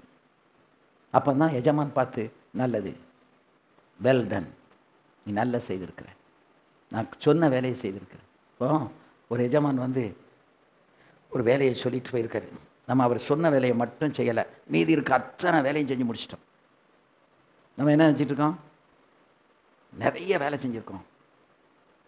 அவர் வந்த உடனே எதை பார்ப்பார்? சொன்ன வேலையை செய்திருக்கோமான்னு பார்ப்பார். இங்கே நம்ம 999 வேலை செஞ்சோம்ல, அதெல்லாம் அவர் சொல்லலை. இப்போ நம்ம அதை தான் செஞ்சுக்கிட்டு இருக்கோம். நான் ஆண்டவர்கிட்ட எப்போவும் கெஞ்சி கேட்பேன், ஆண்டவரே, யாரும் என்னைய திசை திருப்பிடக்கூடாது, யாருடைய திசை திருப்புதலுக்கும் நான் இணங்கிடக்கூடாது, என்னையாவது ஒன்று இந்த உலகத்தில் ஒன்றதை பார்த்து மயங்கி அந்த வழியை போயிடக்கூடாது, உங்கள் சித்தத்துக்குள்ளே மட்டும் என்னைய வச்சுக்கிடுங்க. அந்த பாதை கரடு முரடாக இருக்கலாம், எப்படி வேணாலும் இருக்கலாம், அதை பற்றி பிரச்சனை இல்லை. ஆனால் எதில் நிற்கணும்? சித்தத்தில். 5 தாலந்தை கொடுத்தார், அந்த 5 தாலந்தை 10 ஆக்கிறதுக்கு முயற்சி பண்ணுங்க. வாங்கினதில் உண்மையாக இருக்கணும். ஏன்னா அது இந்த இந்த இந்த சம்பவம் எதெல்லாம் காட்டு தெரியுமா? நம்ம ஜீவியத்தை காட்டுது, நம்ம உண்மையை காட்டுது, நம்முடைய உத்தமமான வாழ்க்கையை காட்டுது. அதுக்கப்பிறகு வாங்கினதை திருப்பி கொடுக்கணுங்கிறதையும் காட்டுது. ரீசப்மிஷன். தாளந்து கொடுத்தாரில் 5, அதை திரும்ப அந்த அக்கில் போக்கடிச்சிட முடியாது, அதை திரும்ப கொண்டு போய் அவர் கையில் கொடுக்கணும். நான் கொடுத்ததை கொண்டான்னு கேட்பார். அப்போ அது மண்ணுக்குள்ளே இருக்குது, அழுகையும் பற்கடிப்பும் உள்ள இடத்துக்கு தள்ளு. இல்லை, நீர் 5 கொடுத்தீ, அதை கொண்டு நான் இன்னும் 5 சம்பாதித்தேன். அப்படின்னா என்ன? ரெட்டிப்பாக கர்த்தர் சொன்ன காரியத்தை ரெட்டிப்பாக செய்யணும். அதான் எலியா கூட இருந்த எலிசா எதன் மேலேயும் ஆசைப்படலைங்க. உனக்கு என்ன வேணும்? ஐயா, எனக்கு ஒரு வீடு கட்டி கொடுத்துட்டு போயிருங்க கேட்டானா? இல்லை. அவன் கேட்டதெல்லாம், உம்மிடத்தில் இருக்கிற வல்லமை எனக்கு 2 மடங்கு வேணும். அதுதான் ஸ்பிரிச்சுவாலிட்டி, அதான் ஆவிக்குரிய தரம். ஒரு எலியாவினோடு இருந்தவன் கேயாசியை போல அந்த வேண்டாம் என்று ஒதுக்கின காணிக்கை வாங்கிறதுக்கு பின்னால் ஒன்றை பாருங்க, அப்படி ஓடக்கூடாது. அல்லேலூயா. ஆமே. எஜமான் வேண்டாம் என்று சொன்னால் நமக்கும் அது வேண்டாம். எஜமான் வேணும்னா அது வேணும். எலியா, இந்த எலிசா வந்து எலியா எப்படி இருந்தான்ங்கிற கவனித்து கொண்டே இருந்தான். அவன் நாளுக்கு நாள் கிட்டத்தட்ட ஒரு 6 வருஷம் அவன் கூட இருந்தான், சைலண்ட்டாக இருந்தான். எலிசா என்ன செய்தான்னு தெரியாது. ஒன்றே ஒரு இடத்துல சொல்லியிருக்கு, எலியாவின் கைகளுக்கு தண்ணீர் வார்த்த எலிசா இங்கே இருக்கிறான். பணிவிட வேலையை மட்டும் செஞ்சுக்கிட்டே இருந்தான். அந்த பணிவிடையை செஞ்சுக்கிட்டே இருக்கும்போது திடீர்னு ஒரு நாள் கேட்க, உனக்கு என்ன வேணும்னு கேட்கான். அவன் ஆவிக்குரிய தெளிவுள்ளவனாக இருந்ததுனால, அவன் அழைப்பில் உண்மையாக இருந்ததுனால அவன் என்ன கேட்டான்? வரம் எனக்கு 2 மடங்கு வேணும். உன் ஆவியாகிட்ட 2 மடங்கு. ஏன்னா இவன் 7 ஏர்மாடுகளை வைத்திருந்தான். அவனே பெரிய பணக்காரன் தான். அதை ஒரு நிமிஷத்தில் தூக்கி போட்டுட்டு வந்தவன். இப்போ இவனுக்கு இந்த உலகத்தின் மீது நாட்டம் இல்லை, உலக காரியங்களின் மீது நாட்டம் அல்ல. அவன் நாட்டமெல்லாம் எது? நான் ஊழியம் செய்யணும், எல்லாத்தையும் விட்டுட்டு நான் வந்திருக்கேன். முதல்ல ஒரு தடவை உங்கள் சால்வை என் மேலே விழுந்திருக்கு. அது வேறு ஒன்றும் அவன் பேச, சால்வை மேலே விழுந்துச்சு. அதிலே அவனுக்கு அழைப்பு, கிருபை, அபிஷேகம் எல்லாம் வந்துட்டு திரும்ப அவன் சால்வை எடுத்துக்கிட்டான். இப்போ அவன் பார்த்தான், எனக்கு திரும்ப நீர் போட்ட சால்வை எனக்கு வேணும். ஏன்னா அந்த சால்வையில் தான் அபிஷேகம் இருக்குங்கிறத யார் உணர்ந்துக்கிட்டா? எலிசா உணர்ந்து. அதனால தான் அந்த அந்த வரம் அவனுக்கு 2 மடங்கு கொடுக்கப்பட்டதுங்கிறதுக்கு அடையாளமாக இவன் மேலே போனான், அவன் சால்வை கீழே வந்துச்சு. சுழல் காட்டில் துணி அகப்பட்டா என்ன செய்ய, எங்கே போகுதுன்னே தெரியாது. ஆனால் அந்த சுழல் காட்டில் நேராக வந்து அவன் மேலே வந்து விழுந்துச்சு. ஏனென்றால் இந்த சால்வைக்கு குறிக்கப்பட்டவன் இவன் தான். அது வேற, அங்கே 10 பேர் நின்றுட்டு இருந்தால் கூட அவங்க மேலே அது விழாது. யார் மேலே தான் விழும்? எலிசா. ஏன்னா அவன் தான் அதை வாஞ்சித்தான். உண்மையாக இருக்கிறீங்க, வாஞ்சிங்க, உண்மையுள்ள ஜீவியத்தை கற்று தருவார். நான் உண்மையை உபயோகப்படணும்னு நீங்கள் ஆண்டவர்கிட்ட வாஞ்சிங்க, உண்மையை நீங்கள் உபயோகப்படலாம். அல்லேலூயா. உண்மையாக நான் ஜீவிக்கணும்னு நீங்கள் இருங்க. நான்லாம் 45 வருஷம் எங்கள் பாஸ்டையா கையில் அவங்க கொடுத்த ஊழியத்தில் நான் உண்மையாக இருந்தேன். அப்படி நான் உண்மையாக இருப்பதற்கு நான் நிறைய தியாகம் பண்ணினேன். குடும்பம், ஊழியம். ஒரு நாள் சாயங்காலம் எனக்கு அனிவர்சரி மீட்டிங். திடீர்னு எனக்கு ஃபோன் பண்ணி 4 மணிக்கு கூப்பிடுதாங்க, மனோகர் எனக்கு பயங்கரமான காய்ச்சல், உடனே புறப்பட்டு வாங்க. எனக்கு அனிவர்சரி மீட்டிங் வச்சுருக்கேன், நான் வர முடியாதுன்னு சொல்ல முடியாது. அப்படி பழகலை. நான் கமலாவை பார்த்தேன். திடீர்னு 4 மணிக்கு சொன்னால் நான் என்ன மெசேஜ் எடுத்து நான் எனக்கு எப்படி இந்த கூட்டத்தை நடத்துவேன்? கர்த்தர் அபிஷேகத்தை தருவார். கார் எடுத்துகிட்டு போயிட்டேன். போய் எல்லாம் ஹெல்ப் பண்ணி எடுத்து முடிஞ்சு கூட்டம் முடிகிறதுக்கு 1/2 மணி நேரத்துக்கு முன்னால் காய்ச்சல் விட்டது, நீங்கள் போங்கன்ட்டாங்க. அது 1 மணி நேரத்துக்கு முந்தி இருந்தால் நான் வந்து கூட்டத்தில் சேர்ந்துருப்பேன். நான் அங்கேருந்து வேகமாக வந்து சர்ச் வாசலில் நிற்கிறேன். கூட்டம் முடிந்து எல்லோரும் வெளியே வராங்க. சில நேரம் அப்படி தான் இருக்கும். அதே மாதிரி எங்கள் பாஸ்டர் மார்த்தாண்டத்தில் குளித்துறையில் கன்வென்ஷனில் பிரசங்கம் பண்ணிக்கிட்டு இருக்காங்க. வியாழன், வெள்ளி, சனி, ஞாயிறு. ஞாயிற்றுக்கிழமை கடைசி நாள் கூட்டம். அவங்க ஆவிக்குரிய தகப்பன் பாஸ்டர் ஆண்ட்ரூஸு ஃபோன் பண்ணி, இன்றைக்கி சாயங்காலம் இங்கே வந்து ஒரு மெசேஜ் கொடுத்துட்டு போய் ராஜேந்திரன் அப்படிங்காங்க. ஆவிக்குரிய தகப்பல்ல மறுக்க முடியாதுல்ல. சரி பாஸ்டர். அங்கே ஃபோன் பண்ணி நான் ஒரு 1 மணி நேரம் பிந்தி வருவேன். தூத்துக்குடி போய் தூத்துக்குடிலேருந்து திருநெல்வேலி வந்து, திருநெல்வேலியிலேருந்து திரும்ப எங்கே போனோம்? குளித்துறைக்கு போகணும். 1 மணி நேரம் பிந்தி வருவேன். அது வரைக்கும் நீங்கள் கூட்டத்தை நடத்திக்கிட்டு இருந்தால் வந்துடுவேன்னு சொல்லிட்டு அங்கே போய் பிரசங்கம் பண்ணிவிட்டு, பிரசங்கம் பண்ண பிறகு தான் ஃபஸ்ட்டு நான் கன்வென்ஷனில் பிரசங்கம் பண்ணிக்கிட்டு இருக்கேன், நான் அவசரமாக போகணும்னு சொல்லி உடனே அவங்க கிளம்பி அங்கே போய் 8:30 மணிக்கு மேலே கொடுத்து 10 மணி வரைக்கும் அங்கே மீட்டிங் இருந்துச்சு. பயங்கரமான கிரியை. அந்த கீழ்ப்படிதல், அந்த உண்மை, அதுக்கு பயங்கர ஒரு ஆசீர்வாதம். ஏன்னா நம்ம ஒப்பு கொடுத்துட்டோம்ல, ஆவிக்குரிய தகப்பன் கடைசி வரைக்கும் உண்மையாக இருப்போம்னு சொல்லிட்டோம்ல, அறிக்கையிட்டோம்ல, அதில் உண்மையாக இருக்கணும். இதை பார்த்ததுனால நம்மளும் இப்படிப்பட்ட நெருக்கங்கள் வரும்போது, நமக்கு அவசரமான வேலைகள் இருக்கும்போது நம்ம போக முடியாது. எதில் உண்மையாக இருக்கணும்? சொல்லப்பட்டதில், அர்ப்பணித்ததில் உண்மையாக இருக்கணும். இப்படியெல்லாம் சின்ன சின்ன விஷயங்களில் கூட உண்மையாக இருந்தால் தான் கர்த்தர் நம்மளை பயன்படுத்துவார். உண்மை இல்லாத மனுஷனை கர்த்தர் என்ன செய்ய மாட்டார்? பயன்படுத்த மாட்டார். நீங்கள் உண்மையாக இருந்து, இப்போ இந்த கூட்டம் இருக்குன்னா என்ன ஆனாலும் சரி, நான் முதல் நாள் ராத்திரி 11 மணிக்குள்ளே வந்துச்சேன். நேற்றுக்கு தான் கொஞ்சம் முந்தி வந்தேன். சில நேரம் படுத்துருவாங்க, வந்து டிஸ்டர்ப் பண்ண தான் செய்யணும், வேறு வழி இல்லை, டிஸ்டர்ப் பண்ணி தான் ஆகணும். அவங்க இந்த ஊழியத்தை ஒரு பாரமாக நினச்சாங்க அப்படின்னா கேட்டை திறந்து விட மாட்டாங்க. அந்த ரூமெல்லாம் ரெடியாக இருக்காது. எப்படியாலும் ஊழியக்காரங்களுக்கு இந்த கூட்டம் ஒரு பிரயோஜனமாக இருக்கணுங்கிற ஒரு பாரம் இருக்கிறதுனால நடத்திக்கிட்டே இருக்கணும், செய்துக்கிட்டே இருக்கணும். உண்மை கொடுக்கப்பட்டதில் என்னது? உண்மை. அப்போ அட்டன் பண்ணுறதுல நம்ம உண்மையாக இருந்தால் அதில் எவ்வளோ பெரிய ஆசீர்வாதம் நமக்கு வரும். அதைத்தான் இன்றைக்கி அநேகர் விட்டுறாங்க. இந்த கூட்டம் இருந்துச்சுன்னா நான் கல்யாணங்களை கூட இந்த டேட்டில் நான் வைக்க மாட்டேன். எங்கள் சர்ச்சில் உள்ள கல்யாணத்தை கூட, எனக்கு உடவுலப்பேட்டை மீட்டிங் இருக்குது, வெள்ளி சனி வைங்க, வெள்ளிக்கிழமை உபவாச ஜெபம், வெள்ளிக்கிழமை வச்சா சனிக்கிழமை மாற்றிக்கலாம், இல்லை சனிக்கிழமை வைங்க, இல்லை 2வது வாரம் திங்கள் செவ்வாய் புதன் நான் ஃப்ரீ, அப்போ வைங்க. ஏன் தெரியுமா? ஒரு ஊழியத்தை கையில் கற்று தந்துட்டாருன்னா அதை செய்கிறதுல உண்மையாக இருக்கும். அதை ஒரு சாக்குப்போக்குக்காக செய்யக்கூடாது. அதனால தான் இந்த கூட்டம் வந்து, நான் சொன்னால இந்த கூட்டம் வந்து என்னதுன்னா, இது துரு எடுக்கிற கூட்டம். நம்ம வாழ்க்கையில் கொஞ்சம் அங்கங்கே துரு பிடிச்சி போயிருக்கும் பாருங்கள், அது எல்லாத்தையும் தேய்ச்சி எடுத்து மறுபடி பளபளன்னு நம்மளை ஆக்கிற கூட்டம் தான் இந்த கூட்டம். ஆமே. நான் சொல்கிறது எத்தனை பேருக்கு வழங்குது? அல்லேலூயா. நம்ம பளபளன்னு எப்பவும் இருக்கணும்னா கர்த்தர் கையில் ஒப்பு கொடுப்போம், உண்மையாக இருப்போம், கர்த்தர் நம்மை ஆசீர்வதிப்பார். ஆமே.